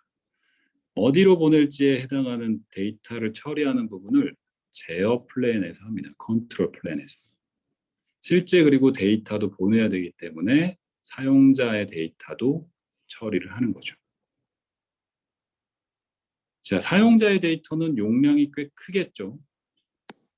뭐 영상을 보내거나 뭘 보내거나 상대적으로 제어 메시지는 용량이 되게 작습니다. 왜? 이 정보만 있으면 되거든요. 누구한테 뭘 보내는 거지? 그리고 얘네들은 네트워크 노드들은 서로 위치를 공유합니다. 나 여기 있다. 나한테 만약에 오면 나는 유튜브 쪽으로 향해 가고 있어. 자, 이런 것들을 가지고 서로 수시로 교환을 해요. 그런 것들이 제어에 들어가는 거니까 데이터 양이 상대적으로 적어요. 근데 전통적으로 네트워크가 그 두 가지를 모두 취급하는 장치들로만 구성이 돼 있습니다. 왜? 이렇게 복잡한 프로토콜들을 다 처리를 해야 되기 때문에 각각이 다 판단을 하면 되겠다라는 개념으로 출발을 한 거죠. 자, 그래서 여기 이제 자세히 지금 설명드리기는 어렵지만 이웃을 찾는 프로세스예요, 서로. 즉 아까 얘기했듯이 네트워크가 나 여기 있고 나 여기 있어 하는 걸 서로 찾는 프로토콜인데 이 컨트롤 플랜과 유저 플랜이 같이 장착된 장비들 사이에서는 내 옆에 누가 있는지를 확인하는데 이렇게 오래 걸려요. 이렇게 많은 절차가 필요해요. 너 누구야? 난 누구야? 이렇게만 보내면 끝날 것 같지만 그렇게 하지 않고 먼저 처음에 안녕, 거기 누구 있니? 전체한테 뿌린 다음에 나 그거 봤다. 네가 보낸 거. 아, 그래? 그럼 넌 뭐 하는 애야? 난 이런 애야. 자, 이렇게 계속 왔다 갔다 하는 게 되게 복잡해요. 그리고 이거를 둘만 있으면 이제 둘에서 끝나겠죠. 전체 네트워크가 다 하는 겁니다. 얘 한 명이 얘하고도 해야 되죠. 얘하고도 해야 되죠. 얘하고도 해야 돼요. 자, 이런 식으로 이 복잡한 건 계속 일어나는 거죠. 그러면 실제로 사용자의 데이터를 보내는데 일을 할당해야 되지만 수시로 내 옆에 있는 게 누군지로 확인하는데도 꽤 많은 자원을 소모하게 돼요. 자, 이거를 그럼 해결하는 방법이 뭐냐? 아주 간단합니다. 야, 그렇게 하지 말자. 대장을 하나 만들어. 나머지는 머리가 없는 그냥 쫄병들이야. 생각하지 마, 너희들은. 내가 다 결정할게. 자, 이렇게 나온 개념이 컨트롤 플랜, 유저 플랜을 분리하자는 거예요. 장비들에서 컨트롤 플랜 다 빼. 컨트롤 플랜 다 빼고 하나에서 컨트롤하고 나머지는 다 뭐만 해? 유저 데이터만 취급해. 자, 그러면 어떤 일이 벌어지냐?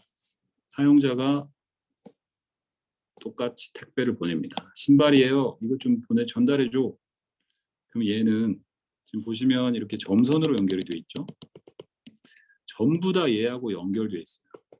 야, 이거 신발 왔는데 나 어디로 보내면 돼? 얘한테 물어봅니다. 얘가 그러면 계산을 다 해요. 잠깐 가만 보자.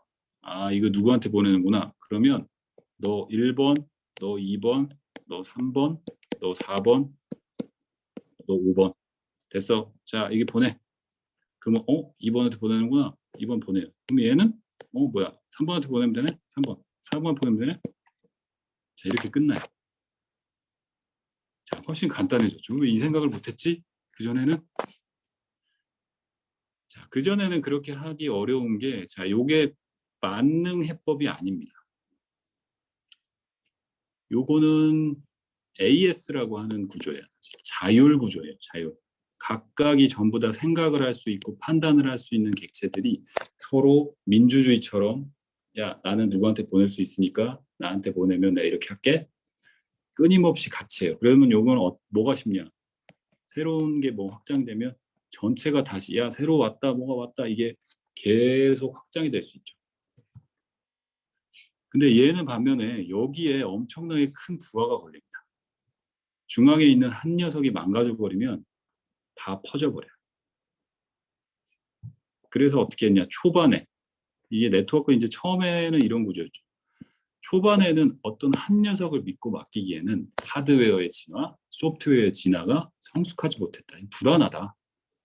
얘가 뭔가 고장 나면 대체가 없다.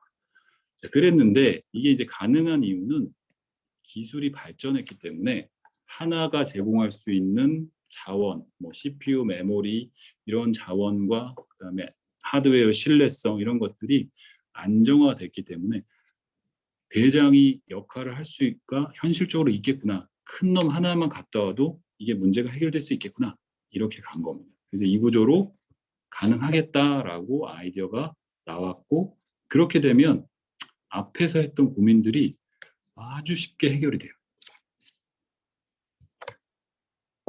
자, 그 성공 스토리가 이미 이 새로운 아이디어가 아니라 일반 PC에서 이미 있었습니다.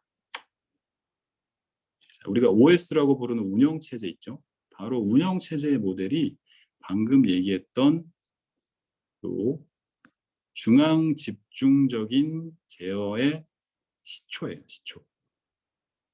우리가 PC를 사면 이 CPU 뭐 이런 것들을 다 누가 관리한 OS라고 하는 이 윈도우나 뭐 리눅스, 윈도우가 제일 익숙하시니까 윈도우에서 그냥 알아서 하죠. 그렇죠?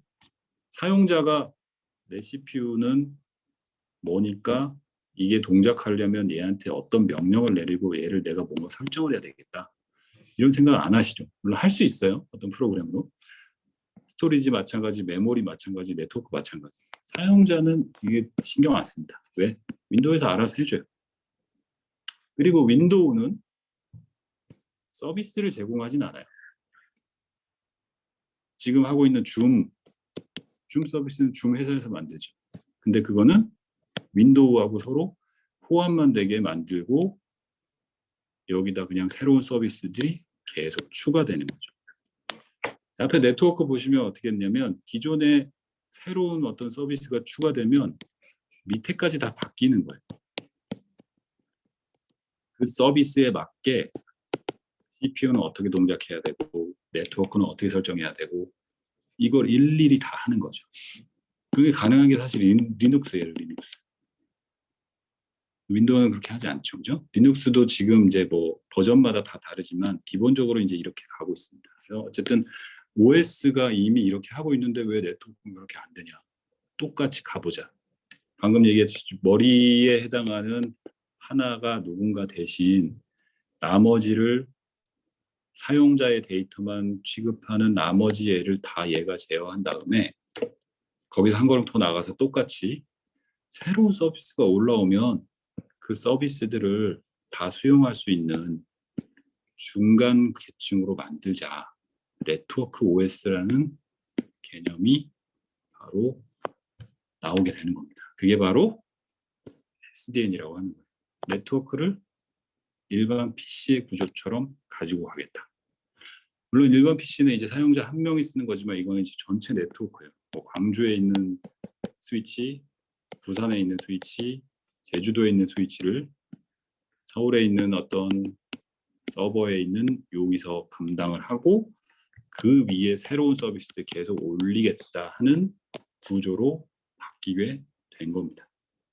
바로 이게 가능한 솔루션으로 바로 SDN이라고 하는 게 등장을 한 거예요. 자, 결론부터 얘기하면 SDN이 바로 5G에 적용이 돼 있습니다. 5G는 SDN 구조를 따서 네트워크가 진화를 했어요. 자, 그래서 이 SDN이라고 하는 것들이 5G 처음에 말씀드렸던 다양한 서비스를 할 수 있게 되는 기본 네트워크가 인프라라고 했는데 그 네트워크 인프라의 또 인프라예요. 기본 구조가 되는 거죠. 자, 그래서 하나씩 이제 더 설명을 드릴 건데 나머지는 좀 간단하게 제가 설명을 드릴게요. 자, 나머지 비슷한 개념들이 있는데 이 SDN이라고 하는 거는 말 그대로 구조적인 변화입니다. 네트워크의 구조의 변화. 자율적인 분산 구조에서 중앙 집중형 구조로 바뀐 것이다. 그런 의미가 있다. 네트워크 아키텍처의 변화.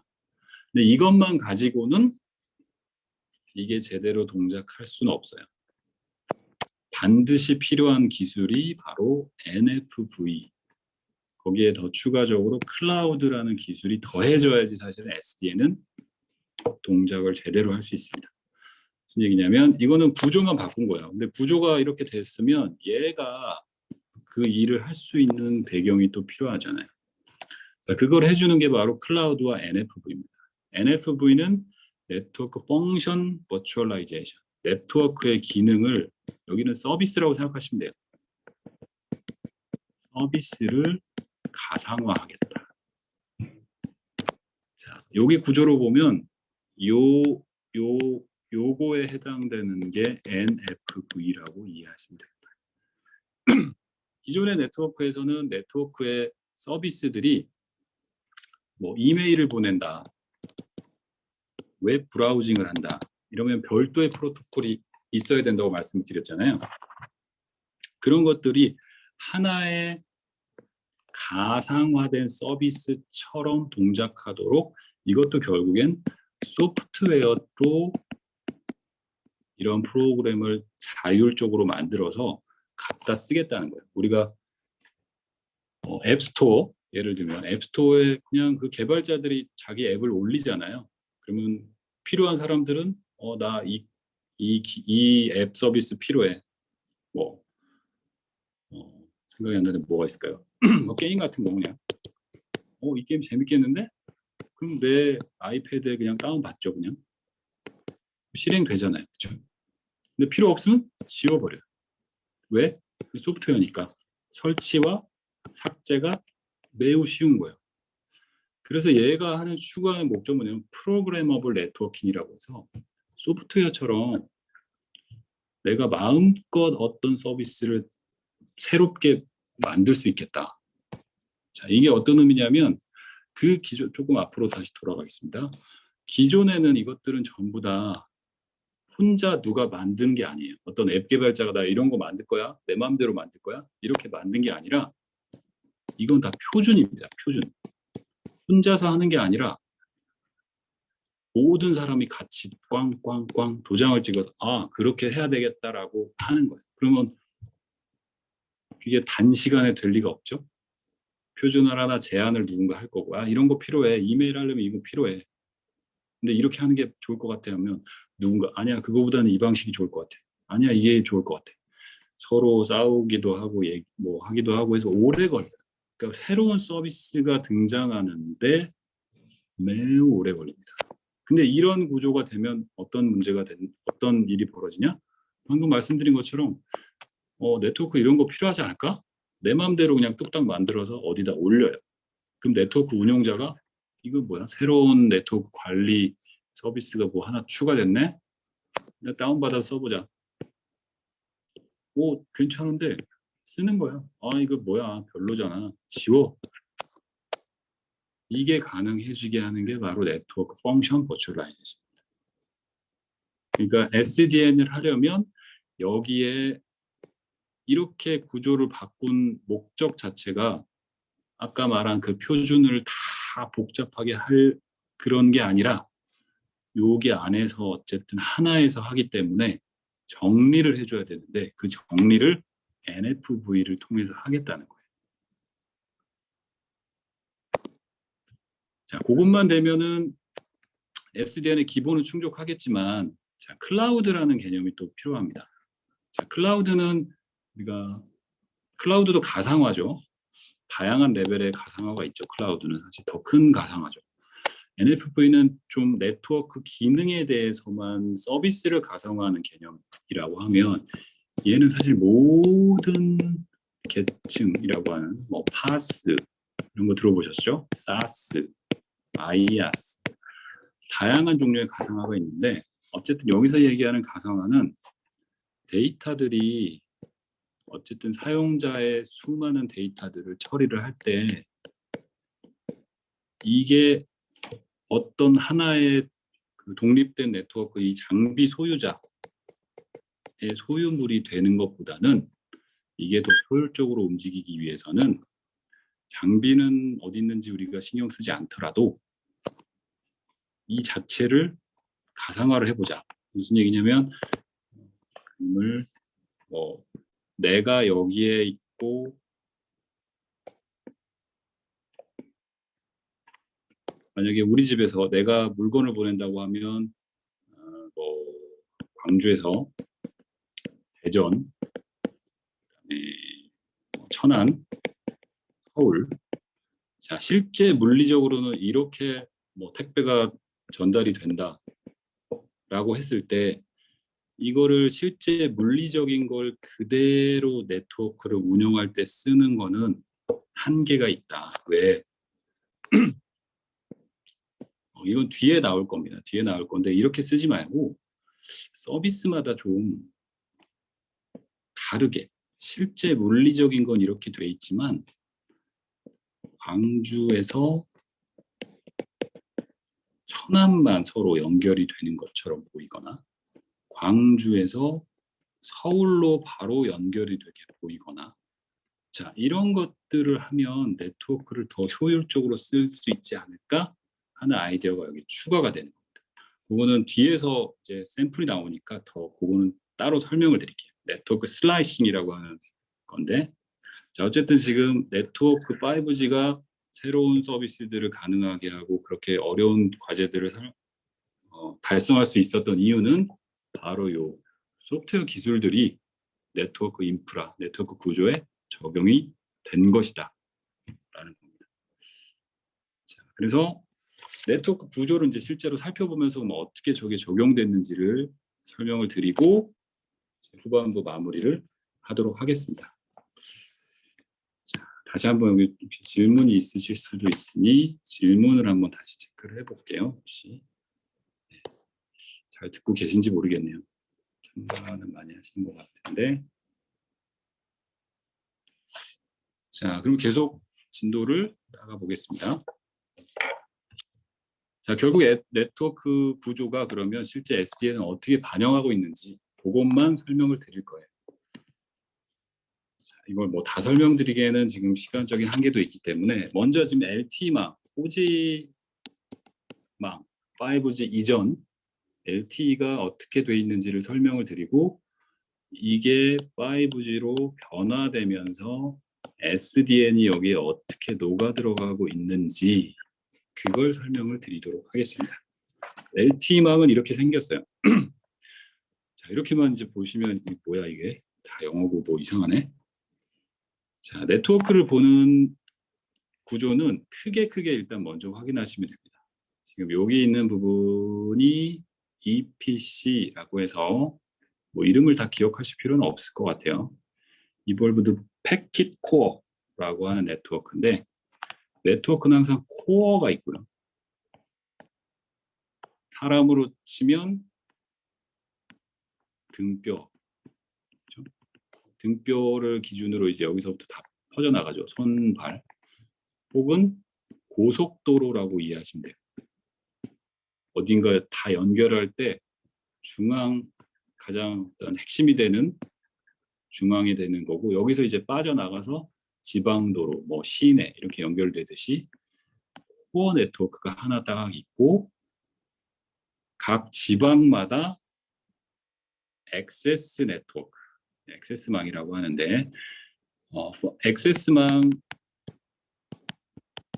코어망 이렇게 구분을 합니다. 그리고 그 코어의 이름, 액세스의 이름이 1세대, 2세대, 3세대, 4세대, 5세대 하면서 조금씩 달라져요. 근데 역할은 기본적으로는 똑같아요. 코어는 코어의 역할을 하고 액세스는 액세스의 역할을 하는데 이 이름들은 이제 표준이 계속 바뀌면서 새롭게 더 빨라지고 뭐 더 좋아지고 이런 것들을 좀 강조하는 이름으로 바뀝니다. 그런 것들을 다 설명드릴 수는 없지만 뭐 E라고 이렇게 앞에 붙은 것들은 보통 이벌브드예요. 아니면 혹시 enhanced, 더 좋아진 그런 뜻이에요. 패킷 코어인데 더 좋아졌다. 액세스방인데 더 좋아졌다.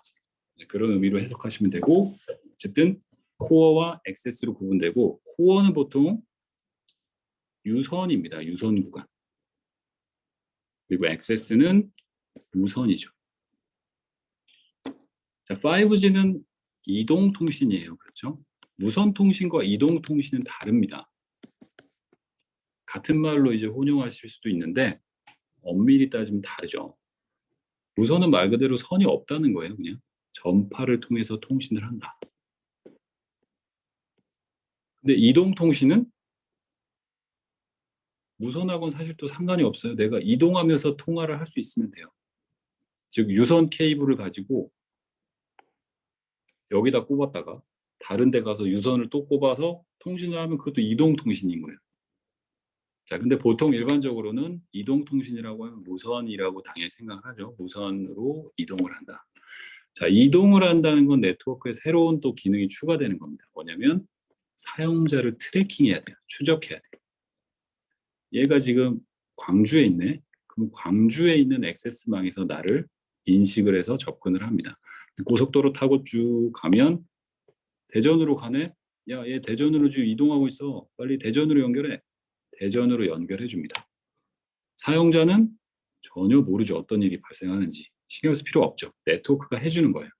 즉 이동을 지원하기 위해서 그 이동을 해주는 기능이 네트워크에 포함이 돼 있습니다.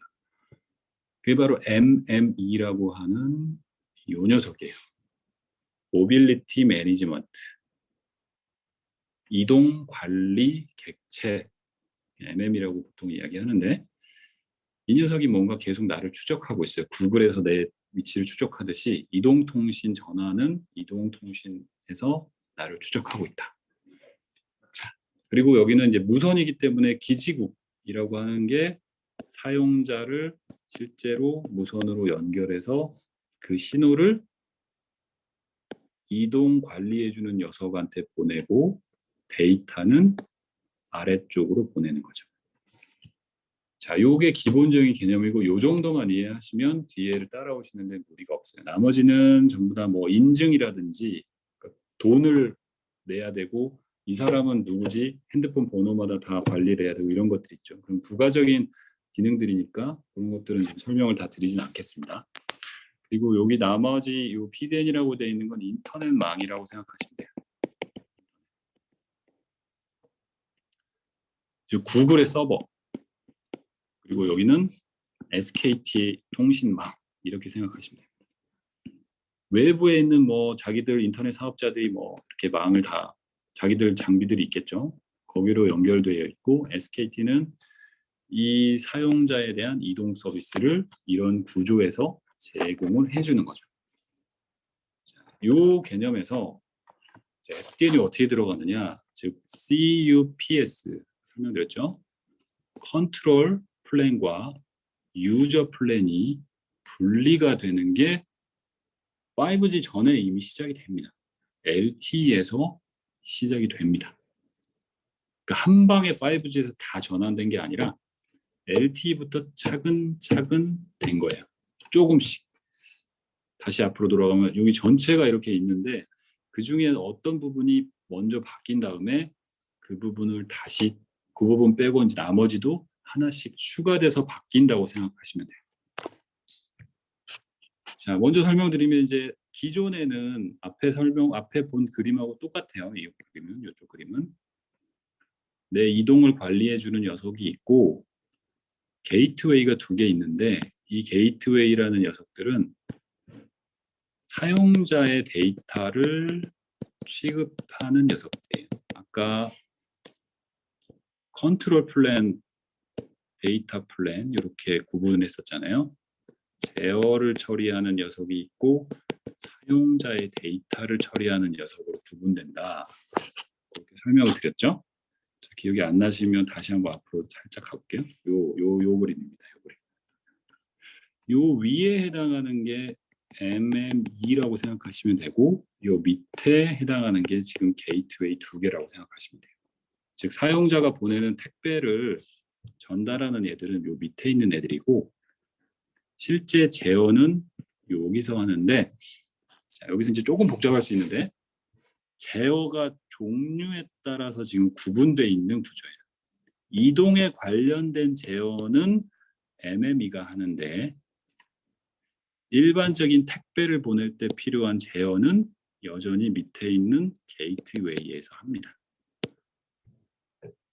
즉 LTE망이 이렇게 돼 있는 거예요. 그러니까 엄밀히 따지면 이 사용자라고 하는 이 게이트웨이 안에 또 컨트롤 플랜과 유저 플랜이 있었던 거죠. 자, 그게 어떻게 달라졌냐? 자, 이렇게 달라진 겁니다. C라고 붙은 게 컨트롤 플랜, U라고 붙은 게 유저 플랜이에요. 즉 얘는 그냥 이동성만 관리하는 거니까 아예 이동 통신이기 때문에 이게 아주 중요한 기능이에요. 그리고 사용자가 도심 같은 경우에는 뭐 반경 1km, 2km 지날 때마다 계속 추적을 해줘야 되기 때문에 얘는 굉장히 일을 많이 하는 바쁜 애입니다. 근데 그거 말고 이동 통신 말고 나머지 택배를 보내는 역할, 데이터를 보내는 역할을 할 때도 컨트롤과 유저가 같이 있었던 거를 분리를 시켜버려요. 왜? 앞에서 얘기하는 것처럼 SDN으로 가기 위해서 먼저 여기서 시작을 합니다. 자, 그러면 컨트롤은 이제 위쪽에서 진짜로 다 하게 되는 거예요. 게이트웨이 컨트롤은 이동성만 했는데 나머지 컨트롤도 분리. 밑에는 정말 순수하게 데이터만 처리하도록. 자, 이러면 어떤 게 벌어지냐? 여기에 클라우드가 엣지가 적용이 될 수 있어요. 자, 엣지 클라우드는 이것도 얘기하면 한도 끝도 없는데 클라우드의 구조는 네이티브 클라우드는 이제 클라우드 구조 자체도 위에 있는 코어가 있고요. 밑에 있는 여기서는 엣지라고 합니다. 엣지가 있습니다. 자, 엣지는 뭐라는 거냐면 내가 넷플릭스 영화를 본다라고 했을 때 넷플릭스에서 영화를 본다고 했을 때 내가 보고 싶은 영화가 뭐 오징어 게임이 있다. 그러면 내가 가까운 곳에 있는 클라우드 서버를 먼저 접속을 해요. 그 나와 가까운 곳. 거기에 근데 오징어 게임이 없어. 그럼 어떻게 하느냐? 더 많은 데이터가 모여있는 중앙으로 갑니다. 야, 오징어 게임 보려고 한데 데이터 좀 줘. 이쪽으로 보냅니다. 그럼 여기는 한마디로 동네 가게라고 생각하시면 돼요. 내가 먼저 동네 슈퍼에 가가지고 이게 있냐? 없는데 갖고 올게. 도매 시장에 가서 잔뜩 여기다 갖다 놓고 파는 것과 똑같아요. 근데 데이터이기 때문에 이건 뭐 잔뜩 갖다 놓을 필요 없죠. 하나만 있으면 복사해서 쓸 수 있으니까. 즉 코어만 있을 때하고 비교해 보면 모든 사람이 다 코어에 연결해 가지고 내가 뭐 데이터 이거 줘 하면 코어가 일을 하기 어렵죠. 자, 그 문제가 바로 SDN에서도 똑같이 발생할 수 있어요. 그렇죠? 이 노드들이 숫자가 많지 않으면 감당을 할 수 있는데 자질구레한 것도 다 여기서 다 요청을 해요. 야, 나 못하겠다.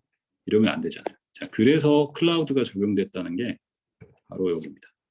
그렇게 하지 말고 나누자. 자, 근처에서 자주 요청하는 거. 여기서 처리할 수 있게 한 번에 뭔가 데이터를 다 옮겨 놓습니다. 엣지들로. 사람들 많이 찾는 거는 소매 시장에다 다 뿌려 놓는다는 거죠, 미리. 그러면 둘 간의 그 데이터 트래픽이 확 줄어요. 자, 그렇게 가능하기 때문에 엣지 클라우드를 적용을 하는 겁니다. 자, 거기에 이렇게 들어가 있는 거고, 그 정도만 설명을 드릴게요. 깊이 들어가면 끝이 없어서.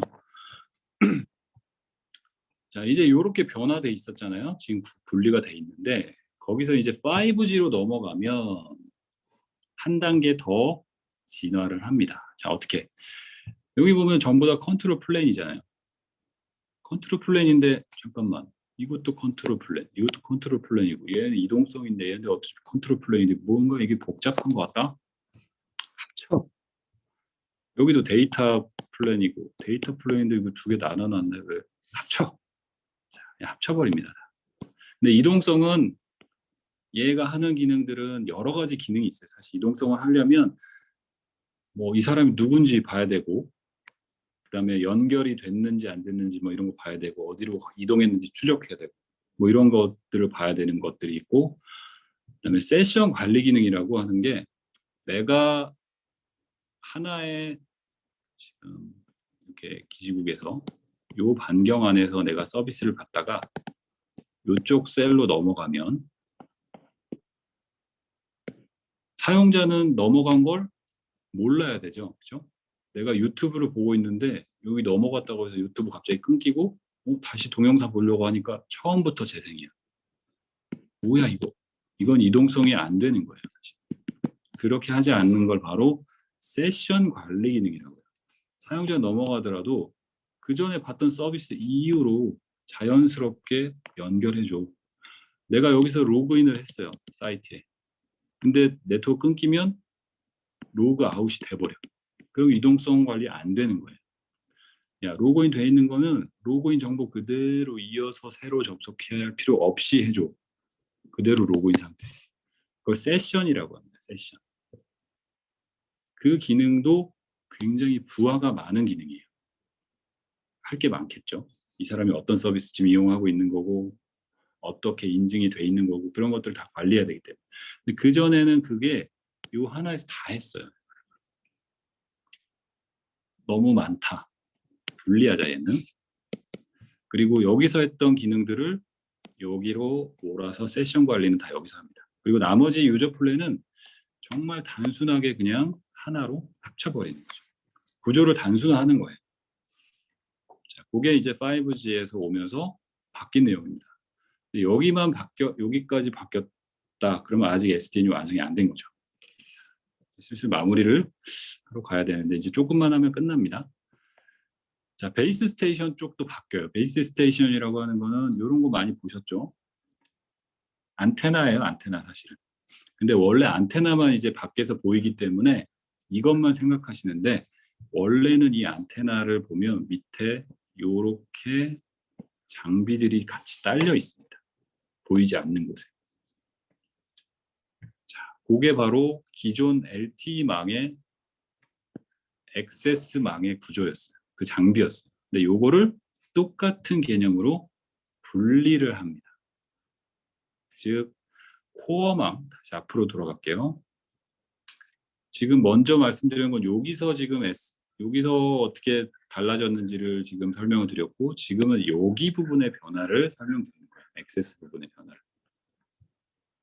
돌아오면 지금 액세스 부분. 똑같습니다, 개념은. 자, 이렇게 많은 장비들이 유지되는 거는 이게 굉장히 사실은 돈이 많이 들어요.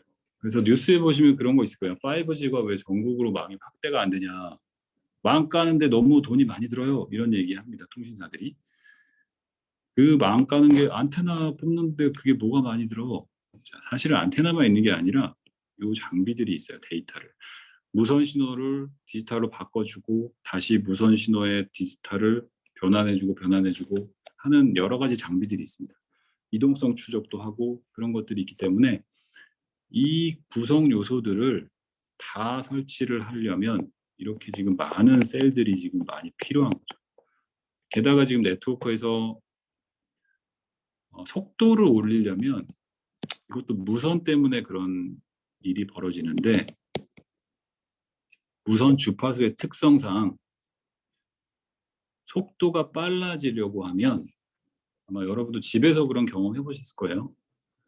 내 와이파이 접속이 여기 무선 AP가 있다. 근데 여기서 멀어지면 속도가 좀 떨어지죠. 그러니까 신호 세기가 요 표시가 있잖아요. 요게 꽉 차야지 왜 기분이 좋은데 이렇게 되면 좀 불안하죠. 자, 그게 거리에 영향을 줍니다. 무선이기 때문에. 속도를 빨리 하려면 안테나 주변에 있어야 돼요. 근데 5G의 골은 뭐였어요? 속도를 높이는 거죠. 그러면 전략적으로 어떻게 해야 되냐? 셀을 더 촘촘하게 깝니다. 기존에는 요 크기에 하나 깔았다면 5G는 이 크기에 하나씩 깔아야 돼요. 비용 많이 들겠죠, 그죠? 그리고 그 하나하나가 다 이런 것들을 포함해야 돼요. 철도를 정말 촘촘하게 깐다, 뭐 이렇게 생각하셔도 돼요. 자, 이거 해결하지 않으면 안 되겠다. 그래서 5G에서도 똑같이 분리를 합니다. 자, 먼저 이 안에 자세히 들어보면 이렇게 여러 가지들이 있어요. 다시 설명을 드리기는 어렵고 같은 맥락이라고만 이해하시면 돼요. 컨트롤 플랜과 데이터 플랜을 분리를 하고 여기는 이제 라디오 유닛이 있는데 무선 신호를 처리해 주는 게 기본적으로 있어요. 무선 통신이기 때문에.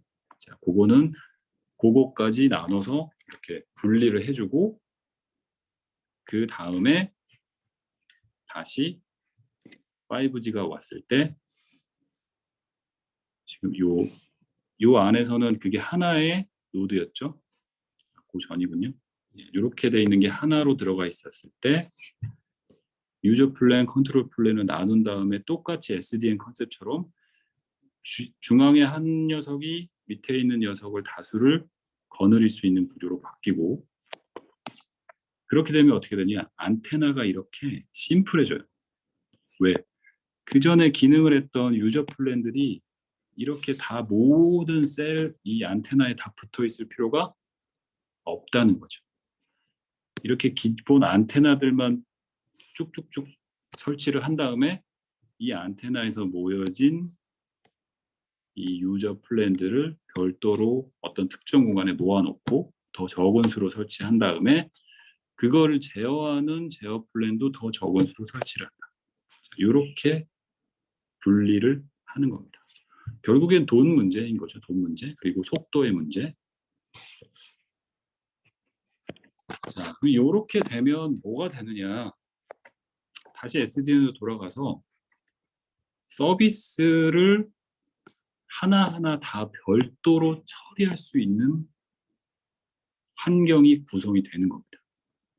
그거를 우리는 네트워크 슬라이싱이라고 표현해요. 네트워크를 이렇게 썰어버린다.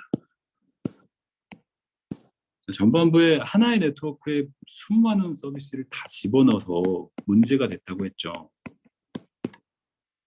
아까 도로 화면에서 구급차가 있는데 구급차도 꽉 막혀 있었잖아요. 근데 그 문제가 네트워크 슬라이싱을 하면 해결됩니다. 무슨 얘기냐면 비유하자면 이런 거예요. 고속도로 지금 고정이 돼 있죠. 4차선으로.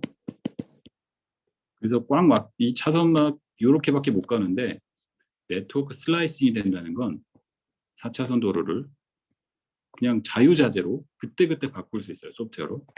3차선 도로로 바꿉니다. 필요하면 1차선으로도 바꾸고 마음대로 조정을 할 수 있어요. 그래서 지금 버스 전용 차로를 1차로만 썼다는 거를 자, 지금 버스가 갑자기 많아졌다. 근데 버스가 매우 중요한 데이터다.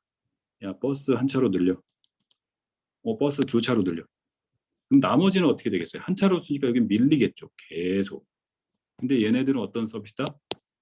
느려도 되는 애들이다. 나머지 긴급한 애들은 빨리빨리 처리하자. 이게 매우 빠르게 그냥 즉각 쉽게 가능해진다는 거예요. 왜? 전부 다 이게 소프트웨어 구조로 돼 있기 때문에 그냥 우리가 설정 바꾸듯이 네트워크 설정을 바꾸면 돼요. 근데 그전엔 어떻게 됐느냐? 안 되는 게 아닌데 빠르게 안 되죠. 그전엔 어떻게 하냐? 각 장비에 접속해서 수많은 프로토콜에 맞는 커맨드를 다 일일이 타이핑을 해가지고 설정을 하고 여기도 다시 설정하고 기기마다 다 접속해서 설정하고 해야 되는데 지금 어떻게 하냐? SDN이니까 가운데 있는 두뇌에다만 이 규칙 그냥 쭉 입력하면 얘가 나머지한테 그 내용들을 다 전달해서 그대로 통과가 되는 거죠. 그래서 여기 한 것처럼 로우 레이턴시, 지연이 적게 돼야 된다 하는 것들은 요 안에서 코어까지 가지 않고 이렇게 서비스가 되도록 설정을 한달지, 나머지들은 뭐 여기까지 가서 한달지, 이런 것들이 마음껏 지원이 될 수 있다는 거죠. 그게 바로 이 SDN을 통해서 있다. 그러면 어떤 일이 벌어지느냐? 수많은 다양한 서비스들, 종류가 무수히 많은 이 다양한 서비스들이 각각의 요구사항이 있어요.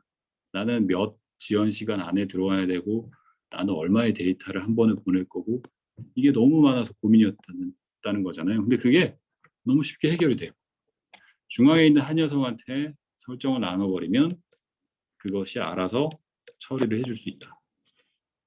그게 바로 5G가 가지고 있는 의미라는 겁니다. 다 같은 얘기입니다. 뒤에도. 그래서 고화질을 보는 슬라이스를 만들고, 그냥 핸드폰 음성 통화를 하는 슬라이스 만들고, 아니면 사물 인터넷마다 하는 슬라이스를 만들고, 그것들마다 슬라이스를 만든다는 건 연결되는 포인트들을 자유자재로 바꿔준다는 얘기예요. 그러면 효율성이 훨씬 높아지는 거죠.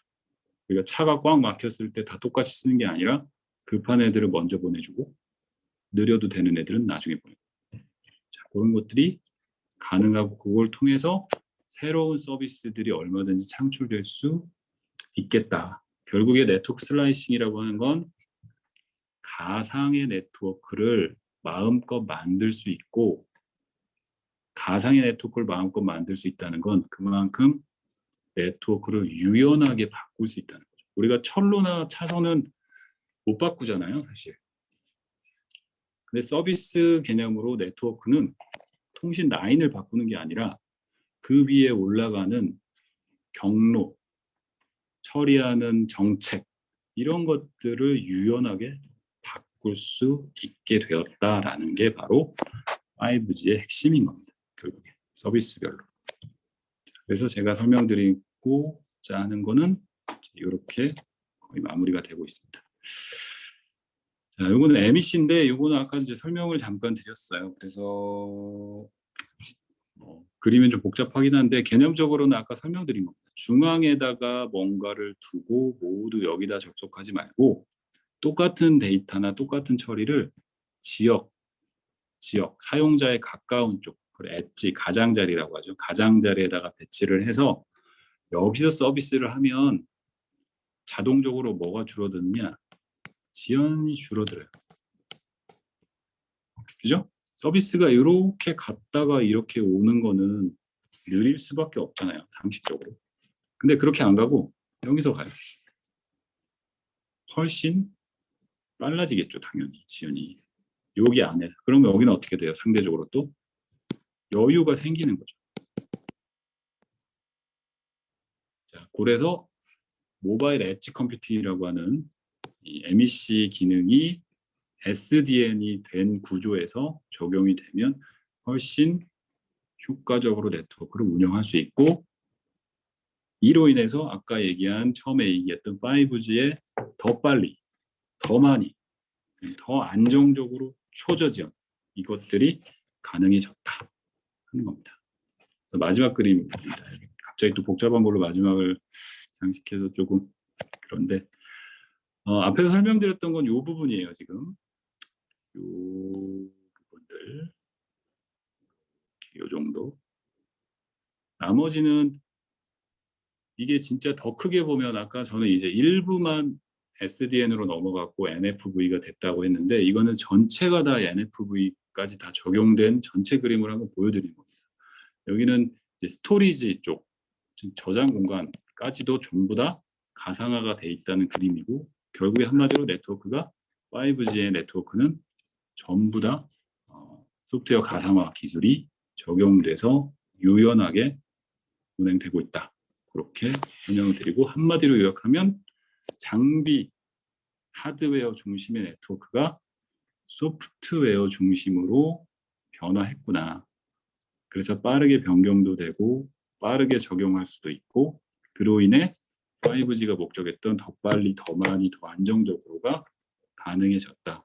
결국 그거는 새로운 게 뭔가 등장할 수 있는 혁신의 기반, 인프라가 계속 발전했을 때 어떤 것들을 기대할 수 있느냐, 그 환경이 조성이 됐다. 그렇게 설명을 드릴 수 있겠습니다. 질문 혹시 있으시면 제가 질문을 받고, 시간 너무 좀 빨리 끝내드리려고 했는데 결국에는 이렇게 돼버렸네요. 혹시 질문 있으실까요? 제가 강의는 여기까지인데 다들 재미가 없으셔가지고 자리를 비우신 건지. 화면 공유를 제가 꺼야지 호스트님이 말씀을 하실 수 있나요?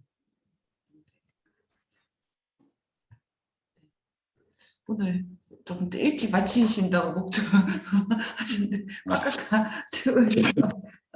제가 하다 보면 항상 말이 많아져가지고 좀 그러네요. 네, 오늘 저기 질문이 들어온 것 같은데, 지금 질문들한테 질문 하나 봐주시겠습니까? 네, 있으시구나.